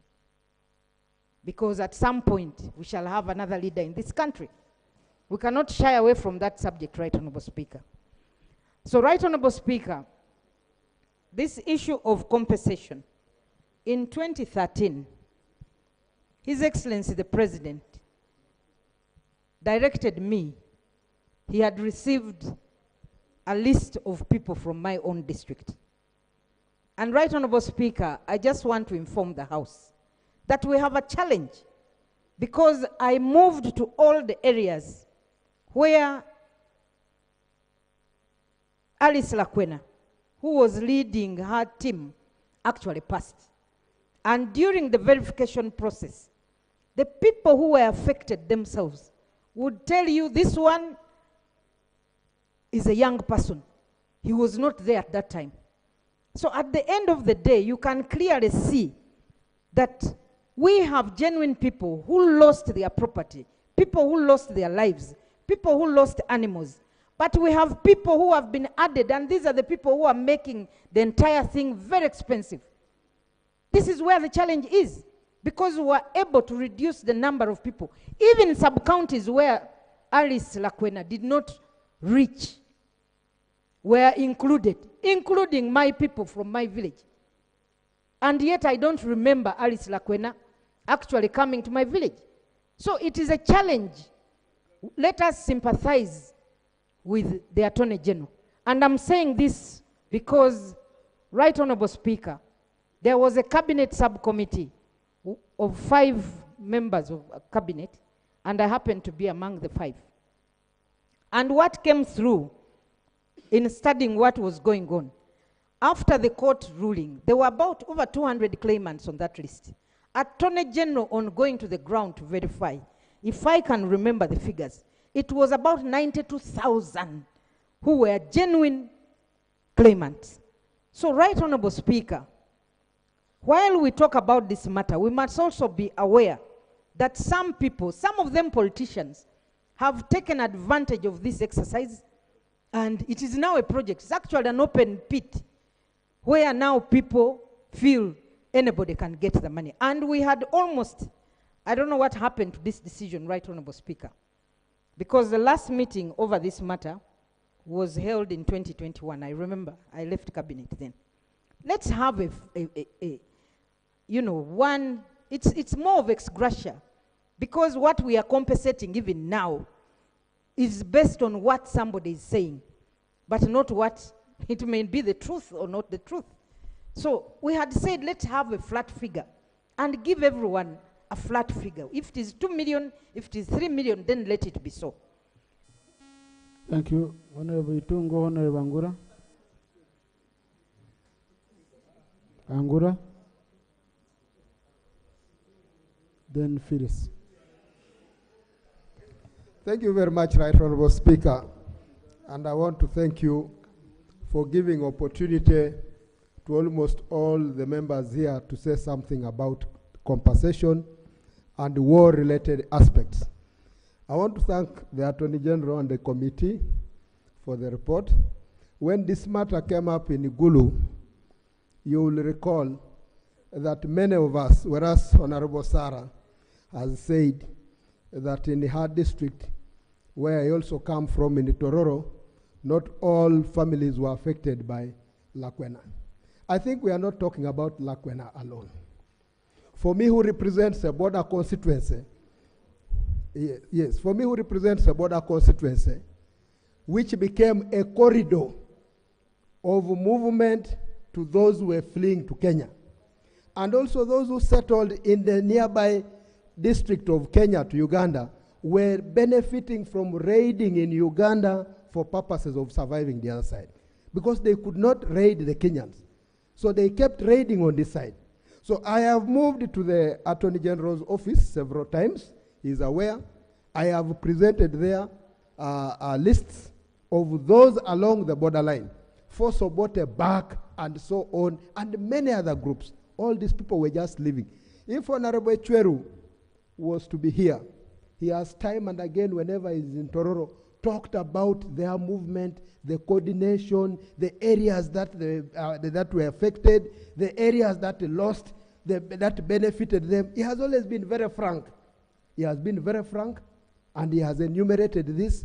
People have listened attentively and kept even saying, even in mine, I remember, I think it was your group that took the animals and many other things. So I want to thank my colleagues who've raised the position of a comprehensive policy that should take care of all of us. Time and again, when people hear that now compensation has started in Gulu, has started in Lang and Teso, they ask. Some of these people who are being compensated that side were among those who were also benefiting from our side. So let's look at how we can take care of all these areas. And now it. Thank you. Honorable Phyllis.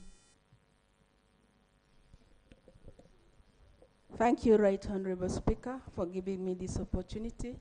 I would like to thank the committee and the Attorney General for these reports. And I want to thank everybody who has reacted to this report. For us in Sebei sub-region, we have suffered for so many, very many years. In fact, when you look at the years which we have suffered, it is more than 100 years. Yes, that is true. It is very true. Here, we have suffered cattle rustling from Pokot and from Karamoja. And this is dated back to early 20s, 1920s, early 1920s. So this fight has been on. At first, we were fighting using arrows and spears. But in early 70s, the issue of the guns came in now. And this one now is what caused our people to run away from our region, escaping to the nearby country and nearby districts. That's why you hear of people in Teso, in Busoga, and in Kenya. Most of our people are still outside there. But we suffered a lot because this sub-region is a very small sub-region. So when you look at the raids which were there every day, it is like every homestead was affected. So when it comes to compensation, I really don't know that who will be compensated in this, because every homestead was affected. That is why some members have said a very comprehensive policy must be used to ensure that everybody is fairly treated. So to my district, I was saying, if we are given that money for compensation, we shall distribute it to all the homesteads so that everybody gets a cow or a cow, one. Yeah, because now that will be fair because everybody has been affected. I want to report that even the cows that my husband drove to my home as dowry was taken away that same night. That same night, they were all driven away. My mother did not see them. Yes, all of them went. So it is like I was married for free. I'm married for free. Thank you. Honorable Choma.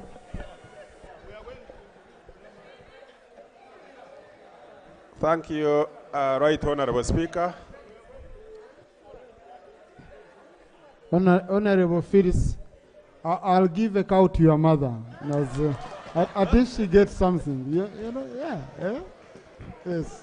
And I'll lobby for more for you. And we shall do it. We deliver for the old woman. I hope she's still alive. Very good. I will deliver a cow. Thank you. Thank you very much, Right Honorable Speaker. Tell your husband I've paid his debts. Honorable Choma. Thank you very much, Right Honorable Speaker, especially for that ex gratia to Honorable Phyllis, but also for the opportunity to submit on the subject on the floor. I want to thank the Attorney General for the response and the committee for the report. Within the limits of what it is, I want to ask government as to why they did not roll over, because when the Attorney General was reading his response, for one financial year, while 50 billion was budgeted for, nothing was released. Why wouldn't it be rolled over in the subsequent financial year? Then another question to the Attorney General. I want to find out whether, when it came to compensation of the identified and verified claimants, you also used the pro rata basis, because you used it for districts. Did you use it also for the identified claimants? If yes, then how come some claimants did not get? Because if it is using pro rata basis, then everyone would get within the limits of what is available. And did you also apply it when it came to top up, as you said? Right Honorable Speaker, compensation is touching.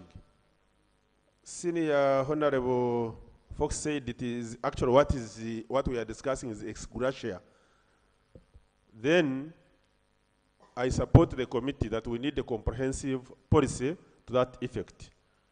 If what has been identified by Honorable Mujung is not sufficient, then we need that comprehensive policy, Right Honorable Speaker, because then it would imply that the criteria would be very, very clear, would have the law, and if need be, would have the regulations, which would really simplify everything. Honorable Kasbat, thank you for bringing out to that issue, because when one comes from Ankole, one will not think Ankole was ever affected.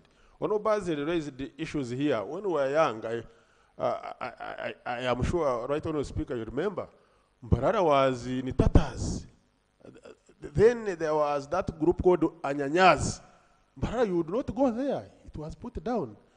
The ADF from Toro sub-region terrorized the Ibanda and parts of Ankole. And like Honorable Kasbat said, the Christmas of 2023, ADF activities were still there. Actually, for Honorable Kasbat's information, those people who died actually, more than half of them were from Ibanda. So, Right Honorable Speaker, in a circumstance that we have this comprehensive policy, then all these issues, because even Western Nile really was affected, you not hear these issues of only Northern, Teso and where. That would mean, considering also the cutoff, all those would be catered for within the policy and the government would handle with guidance the issue of compensation, either to finality or in bits. Otherwise, minus that one, it will be done in bits, in a piecemeal, and it will remain ex gratia without any formula. I thank you. Thank you. Let me just first pick my 3 colleagues from Karamoja who have been consistent. 1, 2, 3.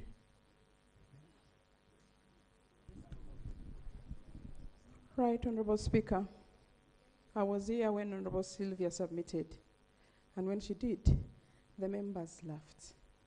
I imagined the House needs some information, which I need to give them.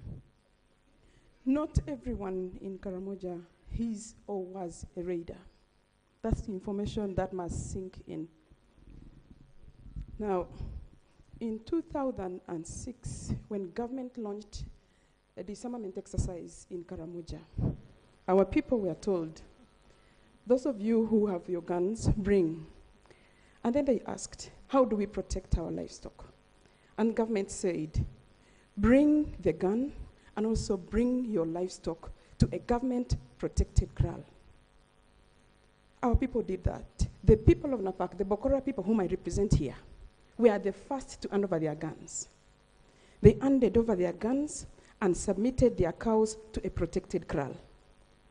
When they submitted their guns to the protected kraal, those communities in Karamoja that had not been disarmed ran over the protected kraal. UPDF soldiers were even killed and took the cows of our people in the protected kraal. By 2010, all the animals in Bokora County were done. Now, in 2011, when the president was coming to campaign, people asked him that question. And he said, don't worry, government will compensate. Up to now, no compensation has happened. That there is a group of people in Karamoja who lost their animals innocently, not only in Napak, in those other districts also. As if that's not enough.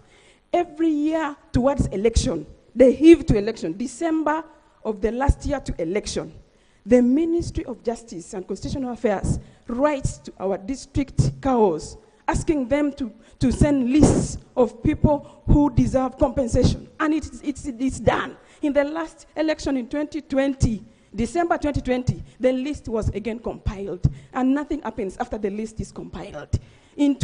This year, I am sure the Attorney General is planning, together with the Minister of Justice, to do the same. The people of Karamoja deserve justice. I will tell you why our people are in Masindi. You think they took a tour there? No.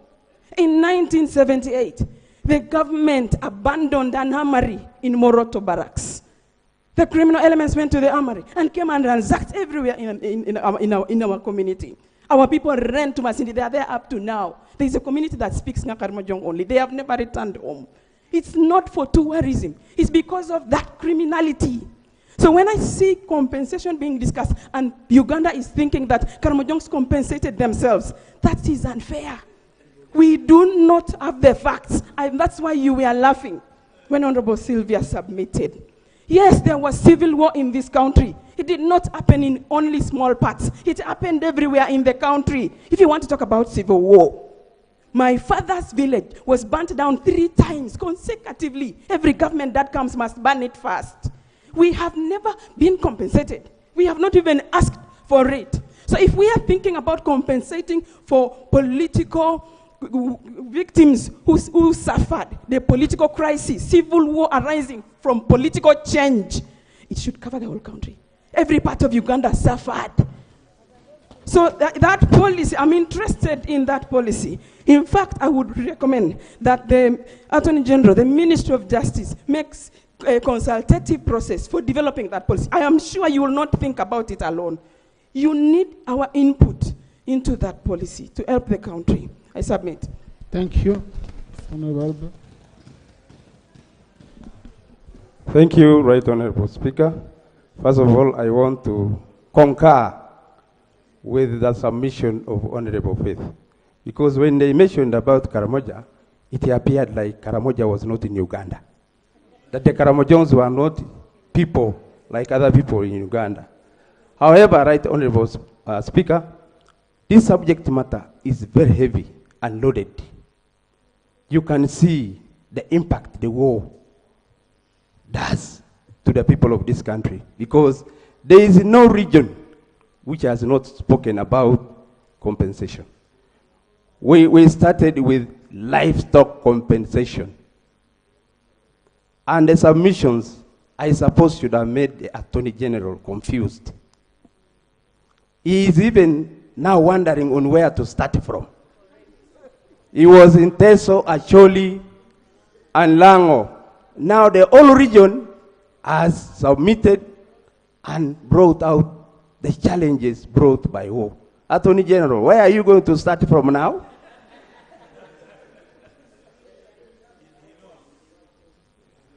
For purpose of guidance, Right Honorable Speaker, I think we need now, this is the right time to put things right. We categorize the losses that have been incurred by the people of this country, because there was a lot of mix. People being burnt in buses, other people, there are so many losses that Ugandans have incurred as a result of the war. But when you look at the current, when you speak about Karamoja losing property or livestock, some people think that it is the Karamojons who are taking away property from other people. It is not true. There are many enemies of this country. I can give you an example.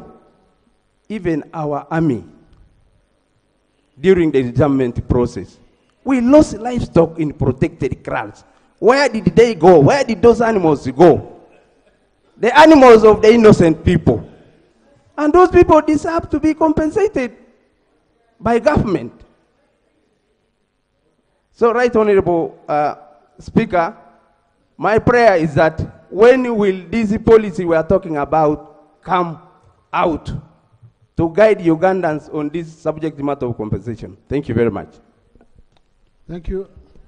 Yeah, you see, Honorable colleagues, the issue of Karamoja is a very, very sensitive one. Okay? Whereas we've had here reports of the Karamojong, some of the Karamojong are raiders and all that. When you listen to Honorable here, Albert, you know, you listen to Faith, I'm sure also Komor, yeah, is in the same line, Honorable Was. No, it's Honorable colleagues, the House is not judging the Karamojong. I just want to put it on record here, that we are not judging the people of Karamoja. But of course, because it's sensitive, some of the submissions might border on that. But this House can never judge the people of Karamoja, and we shall always stand by you. Komor? Yeah, thank you, Right Honorable Speaker. I want to appreciate you for having prioritized Karamoja at this time.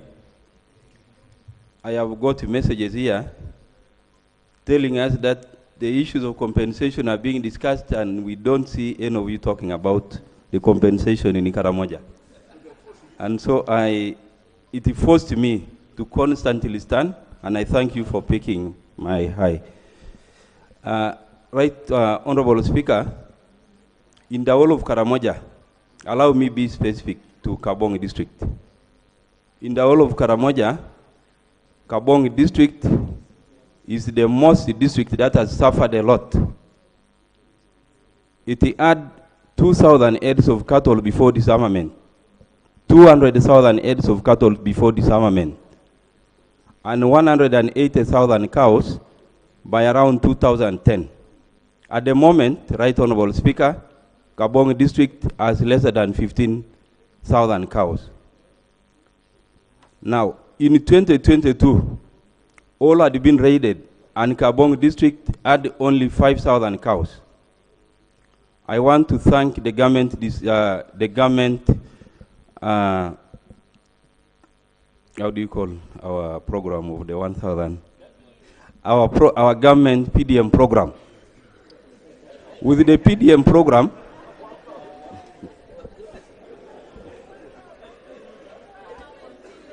with the PDM program, Right Honorable Speaker, the people of Kabonga bought cows and they have realized up to 15,000 cows.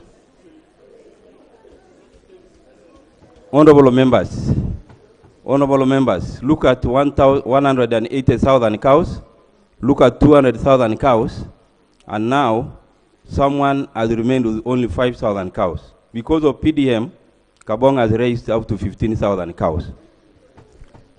It has been a contentious issue during the festive season, everywhere in Kabong district. Where we met people, no member of parliament will come back because of if the animals are not compensated. Now, what happened? Parliament needs to understand that we are not compensating Karamoja because of cattle rustling. Karamoja needs to be compensated because the government that removed the gun from Karamoja did not protect the cows of Karamoja. Honorable Faith and my colleague have already mentioned that in order, as a strategy to remove the gun, the people were conditioned to bring all their cows to protected kraals. Now, in turn, the UPDF were supposed to protect the cows, but the raiders came and overran all those kraals and took the cows, leaving the people without any cow. So in Karamoja, actually, when you talk about anger, you talk about food production. These are the two. The reason why people cannot produce a lot of food is because they don't have oxen, traditional oxen for plowing. Number two, they cannot afford to buy tractors because they don't have cows. And actually, they are not tractors. So one person mentioned and said, if you have to help Karamoja, give them tractors, they will produce food. If you have to help Karamoja, give them relief food. This has been shameful. When we come to parliament and talk about relief food, it means we are not sensitizing the people to produce food for themselves. So because of time, Right Honorable, my prayers is that it is unfair for Attorney General to talk about Lango, Acholi, and Teso. We pray for Karamoja to be brought on board. Thank you very much. Yeah. Well, honorable colleagues, let's not accuse the Attorney General, okay? Because Attorney General is responding to a report.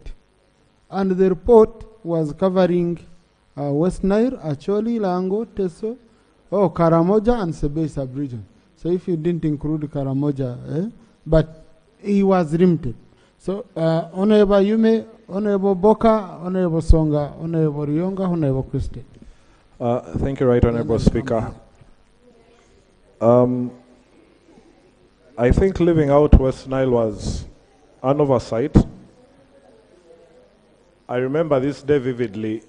March 8th, 1996, I was supposed to travel to Koboko, but for some strange reason, or by an act of God, I didn't travel.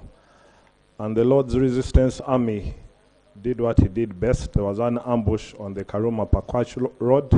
130 people died, 70 vehicles burnt. So I'd like to join my colleagues in supporting the fact that there should be a level of compensation to West Nile, much as the LRA insurgency didn't occur in the sub-region, but there were many people who were in transit who lost their lives, and also the businessmen like Nile Star and Gateway, not the Gateway of Koboko, but the Gateway bus service, were always being burnt, and up to this date, they have not been compensated. But Right Honorable Speaker and colleagues, I still would also want to join the colleagues in supporting for a policy on compensation. And my question to the House and colleagues would be, is monetary compensation enough, or we should look at things beyond the monetary compensation to service delivery, to recognition, and so forth? Issues like NUSAF, I would like to ask the colleagues from Northern Uganda to push forward so that NUSAF 4 can come back, because it was a social action fund for Northern Uganda. It may not necessarily distribute finances to an individual, but the social services that come with such a fund should not go unrecognized. Right Honorable Speaker, I would like to rest my case, and I pray that these resolutions are taken into consideration. Thank you. Thank you, Boka Didi. Yeah, thank you, Honorable Speaker, for giving us the opportunity to mourn our past. We are mourning our past. The losses that we are reflecting on lives, on property, on missed opportunities, rape and defilement, require us as a country to heal from our past. The policy is good, but the policy must be backed by a strategy. And within the strategy, Honorable Speaker, truth-telling, reconciliation is necessary. There are countries like South Africa that have come up with a National Truth and Reconciliation Commission. I want to salute the leaders of West Nile and Acholi sub-region for initiating a process of truth-telling and reconciliation. Can that be nationalized? Mr. Speaker, sir, this policy that we are proposing cannot be implemented without having a national strategic framework linked to the National Development Plan and other future plans with the programs and projects to ensure these things that we're talking about are linked to resources that we must appropriate as this House. A structure is necessary, Mr. Speaker, sir. Having an haphazard way of providing whether an ex gratia or a compensation may not do much. Good enough to have set regional ministries, the Ministry for Northern Region, Minister of State for Northern Region, Minister of State for Karamoja, and so on. These ministries were set for affirmative action. Implementation should be delivered through these affirmative action ministries. I submit. Thank you. Songa. Thank you very much for the time. I remember in Gulu, I raised two things. First, I gave 40% for the committee because they only covered 3 regions, and yet the whole country suffered. Number two, I question why we are calling it ex gratia instead of compensation. Any governments that come in place must take responsibility. And I want to thank the government of Uganda for taking responsibility to compensate people who suffered during these wars. Number three, I also say, what is the position of West Nile?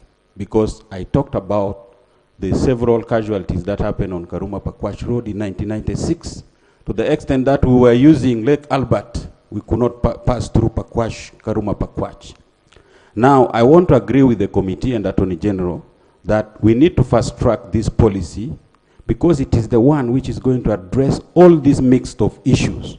If you follow our debate now, we have brought many issues right from even before independence. So we need to address that in the comprehensive policy so that the issue of compensation can be handled once and for all. Finally, if you read the book of Deuteronomy 24:16, it says, no son must suffer for the sins of the parents. We are not blaming the Karamojong for cattle rustling. We are not saying that Choli sat under a tree and say, "Con you go to the bush." Ola Kwena. So let us not mix those issues, and never again should we use that if so-and-so is in power, and then another government changes, you should destroy what is on the ground. It should never happen again in Uganda. I think that's my position. Thank you. Thank you, Honorable Rionga and Honorable Christine, and then Honorable Penduzi, Honorable Namuga. Thank you very much, Right Honorable Speaker, for giving me this chance. Right Honorable Speaker, we are talking about compensating the families and individuals. but there are some institutions which are affected by the war. I remember my former school, Kitara Secondary School, had a brand new truck, renowned. But during the war, it was taken. Up to now, it has never been replaced. So my prayer, Mr. Speaker, is that as we talk of compensating individuals, let's also look at those institutions which are suffering because some of their properties were taken during the war. I beg to submit. Thank you. Honorable question. Thank you so much, Right Honorable Speaker, and thank you for giving us the opportunity on this matter. Right Honorable Speaker, allow me to thank government for taking a step to compensate. The only challenge is that the rate at which compensation is being handled is very slow. And I also reflect on what the President directed on, to have an allocation of 50 billion every financial year. But when we look at the details in the report and what the Attorney General presented, that one has never been honored. Through you, Mr. Speaker, is it possible, could you really help in this matter, that this money that the President declared should be provided in the budget, even as we are moving into 2025, 2026? Because I believe if that money is provided, we shall have an improvement. And then secondly, Mr. Speaker, in the case of particularly, you are aware of the TAPCO. So people are asking, which category of people are being compensated? Is it these people who went to court or the TAPCO group? And there are a lot of complaints about that. I want to implore the Attorney General to actually make a write-up to that effect so that we clear our people. Finally, Mr. Speaker, the Attorney General talked about the discrepancies now with this report and the committee. And he actually made a statement that it looks like the committee did not consider 2 financial years. But in the conclusion, he did not give us hope in the conclusion. Because where there's a discrepancy, we expected the Attorney General to guide the committee until the discrepancies are sorted out so that we have clear data about the number of people to be compensated. Thank you so much. Thank you. Honorable Penduze. Thank you very much, Right Honorable Speaker, and I would like to join my colleagues in thanking the committee. Right Honorable Speaker, just as my sister Honorable Christine put it, when you look at right from the time the compensation started, you will realize that there are people who have been paid over 30 million. There are even others who have been paid more than that, while there are people who have spent so much money moving almost weekly trying to pursue their payment. This is unfair. But also the other interesting thing, Right Honorable Speaker, the payment the Attorney General is talking about, at some point we agreed that a cow would cost 1 million shilling. But there are people who have received about 250,000 or even 300,000. We have got those records. So I wonder whether the Attorney General is paying half a cow plus the tail or something. And I think that needs to be streamlined. The other thing, Right Honorable Speaker, I will give you, because when you speak in this room, I want to give a very personal experience. The day our cows were raided, I was physically there. The guys who came to raid the cows chased us. We ran. 2 people were killed on that day. And I do not want to blame any tribe, but these are things that happened. And we know. Actually, our cows were raided by 2 groups. First, they were raided by people who were speaking Ngakaramujong. Then, another group were a group of soldiers. Even the rebels came and raided. There was a time I talked about my brother Norman Ochero, because there the touch was right in our village. These are facts we know. But Right Honorable Speaker, what is very important, because we cannot undo, we cannot rewind the past. What we need to do is to be proactive. We need to recognize that there are people who are suffering. There are elders who are working day and night, believing that they would be paid. If your cows were raided, in one day, 150 cows got raided. One day. And then you have to spend over 20 years chasing, and you are paid in a year either half a cow or 1 cow. Is that really being realistic? Our hope was that this money would help revitalize the economy. But if you are going to pay my father or my grandfather or my uncle 1 million shilling when he lost 200 cows and he has to wait for 200 years, I think that is not realistic. So I am happy with the recommendation, and Right Honorable Speaker, hopefully this discussion will take us to a better stage when we'll find a more comprehensive solution. Thank you. Thank you, Honorable Namuga. Thank you, Right Honorable Speaker, for the time that you've given to us, and how I wish the discussions in this 11th Parliament will take this direction. This is the best I've seen ever since I joined this House. Right Honorable Speaker, we've discussed this matter in a non-partisan way. How I wish all the matters that are pro-people are handled this way, no matter the political party that you come from. Right Honorable Speaker, when you look at all the areas that we are handling, almost every one of us suffered this. My brother was asking the Attorney General, what are you going to say? Masaka suffered. Seriously suffered. Kabonera suffered, where I come from. So 1979 war, even 85, we did suffer. But I have a solution. Right Honorable Speaker, you've seen, right from 21, 22, we are giving piecemeals, even according to the budget. And when you look at the discretion of funds, they reduce every year. Honorable colleagues, we should appreciate the resources have been depleted. You have no money. You will make recommendations here, but you have no money to the extent that you cannot even offer basic services to our people. So, Right Honorable Speaker, these are issues of governance. We have a very huge stock of areas, issues of compensation, even government assurances. Honorable Babeda has told me we have over 80,000 commitments by the President. You've made promises all over. So what can we do? Let's get back to issues of governance. We have looked at the Constitution clearly states it under the preamble. We have gone through a lot of tyranny. Honorable Sarupendi made a statement. Transition. Every one of us is not thinking about leadership. How do we see a change of government, peaceful change? You people cannot talk about it. Yes, you rig elections.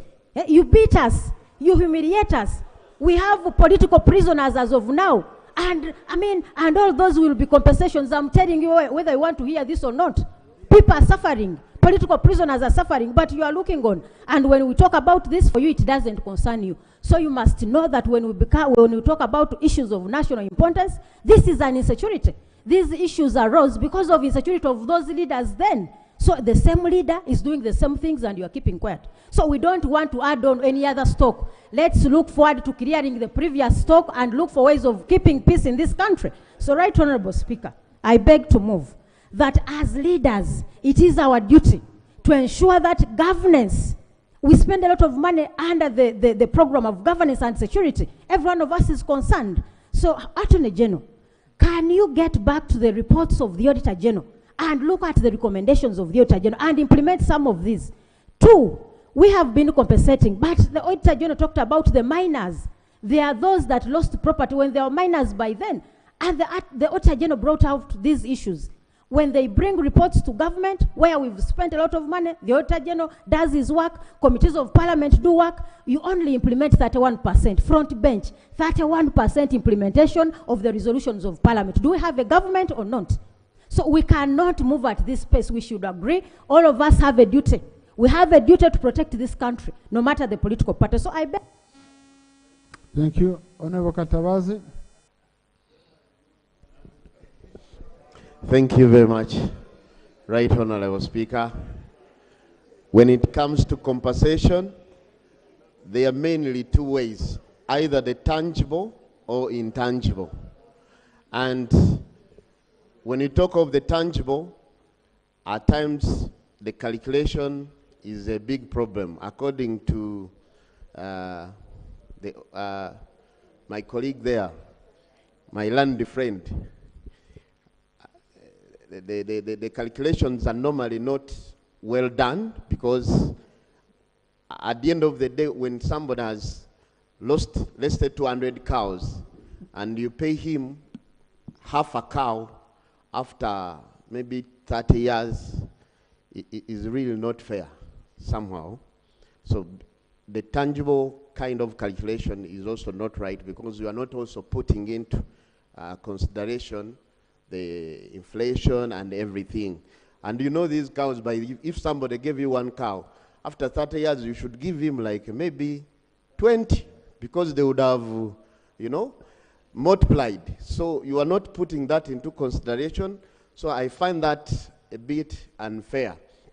And now, not only just animals, now when it comes to the intangible compensation, this is now, how do we help these people who have lost it all to get back on their feet? If this country went or continued with the plan they had, where every region had its cash crops, like we had coffee here, Northern had cotton, Eastern had all these, tea and all these, even including Mairunji. But there was, because when you look at, for example, Northern, my friends from Northern Uganda, you had cotton, and you had lila, I think, millers, spinners, spinning mills. We had the... Honorable Kabusu. Thank you, Mr. Speaker. Mr. Speaker, I've listened to my honorable colleagues, and their stories are touching, Mr. Speaker. I want to appreciate the committee and the Attorney General. But Mr. Speaker, like you have observed, this matter needs another comprehensive approach. Mr. Speaker, like Indians were compensated during Amin's government, but government kept records that those who had not been compensated or qualitatively or quantitatively compensated, we enacted a law, the Expropriated Properties Act and the Custodians Boards Act, that took custody of the records. Even after when those governments had fallen, there has been a program to compensate them. I want to task government, the Attorney General, let us have a comprehensive approach. Even when your government will go, there will be other governments that will compensate these people in a manner that is more understandable. Honorable Speaker, it was shocking. It was shocking when the honorable member said that people whose cows were taken are compensated 250,000 shillings. Are those rats in Tororo? You know, Mr. Speaker, I'm concerned. That's the cost of rats in Tororo? I'm sorry. When they ate, I ever watched a rat being eaten in Tororo, and I don't know how it costs, Mr. Speaker. But I want to ask government, let us compile a list, even when this parliament will go, the 12th parliament will come, another government will come, but where there is a list, government will compensate these people to their satisfaction. I thank you, Mr. Chair. Thank you, Oh, before I say, Mr. Speaker, Honorable Chemonges. Speaker, we lost a sheep. Honorable Chemonges. Mr. Speaker, thank you for giving me another opportunity. Mr. Speaker, when we talk about compensation, our people back where we come from take this matter very serious. I am sure in Sabay right now, everyone must be watching the screen. Mr. Speaker, it is only in Sabay where we still have fresh rates. When Honorable Sos talked about the matter, he almost cried, because for us, we know where our cows have been going from 1980 up to yesterday. It is time to talk the truth. The truth is, our cows have been raided several times. We have lost very many people, and even we have fresh bodies. For example, it's not even 1 month when we buried people in Ngenge. The people who have been raiding our cows are the Karamojong cattle raiders and the Bokots. And, Mr. Speaker, even when we have rescued cows and they are in the custody of the UBDF, still we lose them. Honorable Chimonges. So, Mr. Speaker, let me finalize. We are talking about compensation. Mr. Speaker, Okay. in 2021, when we had just started Parliament, the Attorney General brought a statement on cattle compensation. And Mr. Speaker, the report did not have survey. I remember I protested, I stood up and I complained. I thanked the Attorney General that he went back and finally put survey. Since then, the surveys have been happy, but we've been waiting for government to come and begin the process of verification. And in that day, the Attorney General promised to consent to the case that the survey elders had taken to court. Since then up to now, the elders who had been in court for many years are waiting for the consent and compensation of their costs. And finally,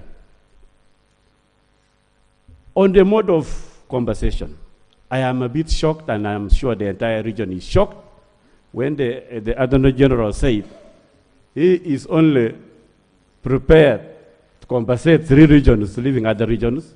I think that one, Attorney General should help us, and all of us in the House, should come up with a plan to compensate the entire country in piecemeal.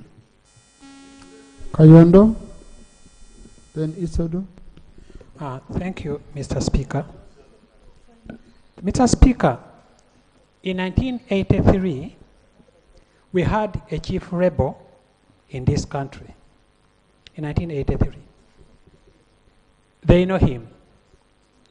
Honorable Speaker, he was fleeing, went through Mukono to Katosi, which Katosi you know very well. And then he was taken to Tanzania.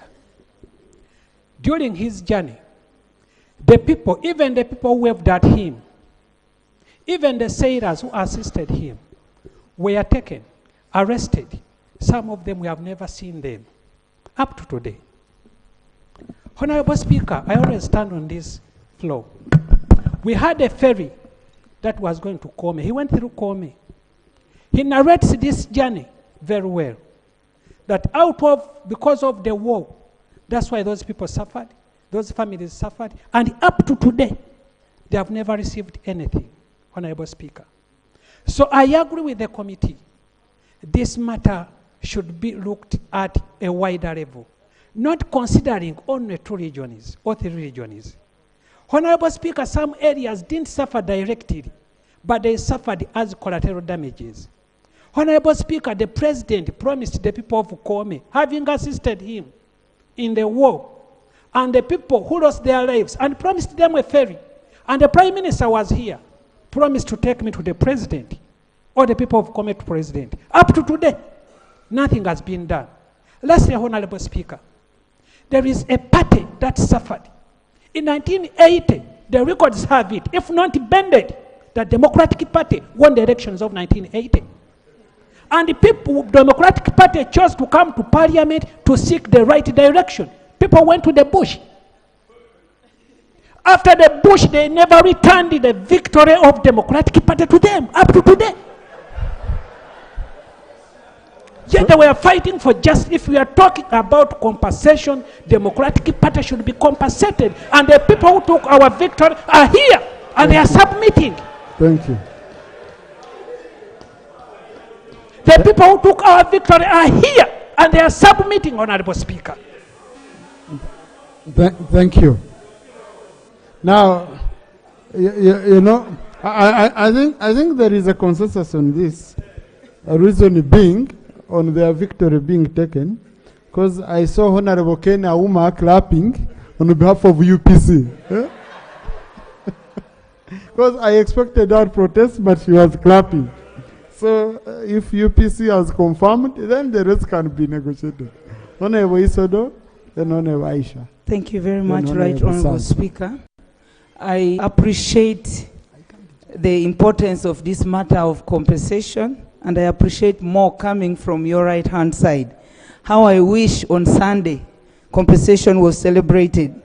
We didn't talk about it, but it's coming from the other side more painfully. Otherwise, let me come back to the report by the Honorable Doug. Number one, in 2021, when 11th Parliament had just started, all leaders from the three regions mentioned, Acholi, Teso, and Lango, leaders from members of Parliament, RDCs, GISOs, all of them, we came together and we were asked to submit the eminent persons per district to do verification exercise. And I remember we submitted for Ngora 2 elders. By the time we went back to ask them how is the process, they had bypassed them. No wonder now the Attorney General is reporting that there is misspelling of names, misspelling of accounts. In Ngora, we had names. You know, every region in this country has names that come from that region, and we had names coming from other regions. I don't want to pinpoint any region. And people were compensated 300,000, even 100,000. Now, the information flow is also a gap. The ministry, no wonder they are saying, let's not beat the shadow of the snake. The Ministry of Constitutional Affairs does not liaise very well with the districts and also with members of Parliament. Now you're referring us to go to the website. We want reports per district. Like in Ngora, I met someone in December who had got 1,050,000, which the Attorney General is talking about, but he has lost about 60 cows. When shall we finish? Lastly, Right Honorable Speaker, I have already a petition from Ngora district from more than 100 war claimants, and it will be submitted to the ministry. I beg to submit. Thank you, Honorable Aisha Kabanda. Thank you so much, Right Honorable Speaker. Number one, today it has been a very ugly scene that someone testifies that government persuaded people to collect their wealth, put it in one particular area, and was picked from government. And from that time, people are suffering. It should be recalled, Right Honorable Speaker, that the recent poverty index that was released, Karamoja ranks worst. It's the poorest region. And for a member of Parliament to testify that they collected their cattle, handed over to government, and was picked from government, and government did nothing. It's been a very, very ugly information, and the government should do something soonest to the people that lost their cattle. Having said that, I joined colleagues from the West Nile to advocate for West Nile region. During that time, I was studying in the West Nile, and all the time we were being escorted in the convoy by the soldiers to go to study. Several were ambushed, several people died, several people lost properties. Before that war, you have heard it from the horse's mouth that they had suffered another war. I know of a family that lost a couple of buses. One family lost all their wealth, and from that time they've never recovered. It's also a fact, Right Honorable Speaker, that the players in this government have been a constant factor. In the 1979 war, they were actors. In the Kony war, they are actors. We are responsible. We should be able to come to the rescue of these people. Having said that, Right Honorable Speaker, we need to be very careful as we advocate for a holistic approach to solving this problem. I agree with you, but I keep on wondering, when is this rural war compensation program going to come to an end? For 40 years, we are compensating people from the rural region. When you go and make a thorough study, you'll find actually the same people have been compensated over time. A father, a wife, and children. It's been a program just to create sometimes patronage, okay, for people to reward people who support the regime. There's been a lot of corruption. We have had testimonies of people that have been told to sign where there is 1 million shillings, and instead someone is given 300,000 shillings. As we say, we should develop a holistic approach. Let's be very careful that the same people that have been paid over time are not paid again. Mark you, these same people have benefited from other programs. They're the same people that are benefiting from the school scholarship program in the State House. They're the same people that have benefited from the master of the president goes ahead and constructs houses for people. So there's been selective way of rewarding certain players in this country. Now, as you say that we do it holistically, again, the same people will come and register and ask to benefit. So, Right Honorable Speaker, it's okay to advocate for a holistic approach, but we must not benefit the same people. Two, let's find a solution to this corruption. It is, by the way, government also should speak the same language. If we are advocating for advanced farming, you are saying people should go away from the traditional cows and you go for modern cows. Why are you giving 1 million shillings for people to go and buy cows? Is there a Frisian cow that costs 1 million shillings? You cannot be advocating for advanced farming and you're again giving traditional cows. Find a way of compensating this so that you help them to come out of poverty. Otherwise, we seem to be speaking in tongues, advocate for something different at one point and then do different things. I submit, Speaker. Thank you, Honorable Sazi. Thank you, Mr. Speaker and members. Mr. Speaker, from the emotional submissions from all members in relation to the Attorney General's response, this is what I've concluded with. One, we all need compensation. All the regions, because, for instance, in Uganda, if we are to start that, we start in 1966. Uganda crisis, come to Sabasaba of 79, people lost their property and lives. 81 to 86, Luwero, we need compensation. Two, another conclusion is, from what we have submitted, Attorney General and government, you have done nothing. Well, you have done nothing, because everybody is still crying. Another emphasis is policy. We need policy. We need policy if we are to conclude this program. Lastly, before any more compensation, still, in relation to the last point, the previous point, we need a policy. What I'm saying, we should not compensate again before the policy is out. Otherwise, we shall lament and lament up to the next government. So members, accept, I pray that you accept with my submission that the only solution is a formula through a policy, and we end this. Thank you. Thank you, Honorable Baiga.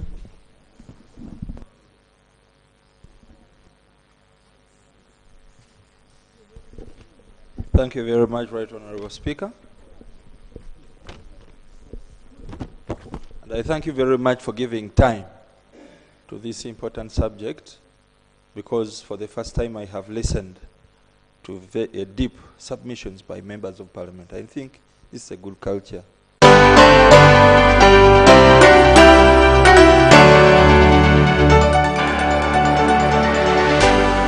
UBC, inspiring Uganda.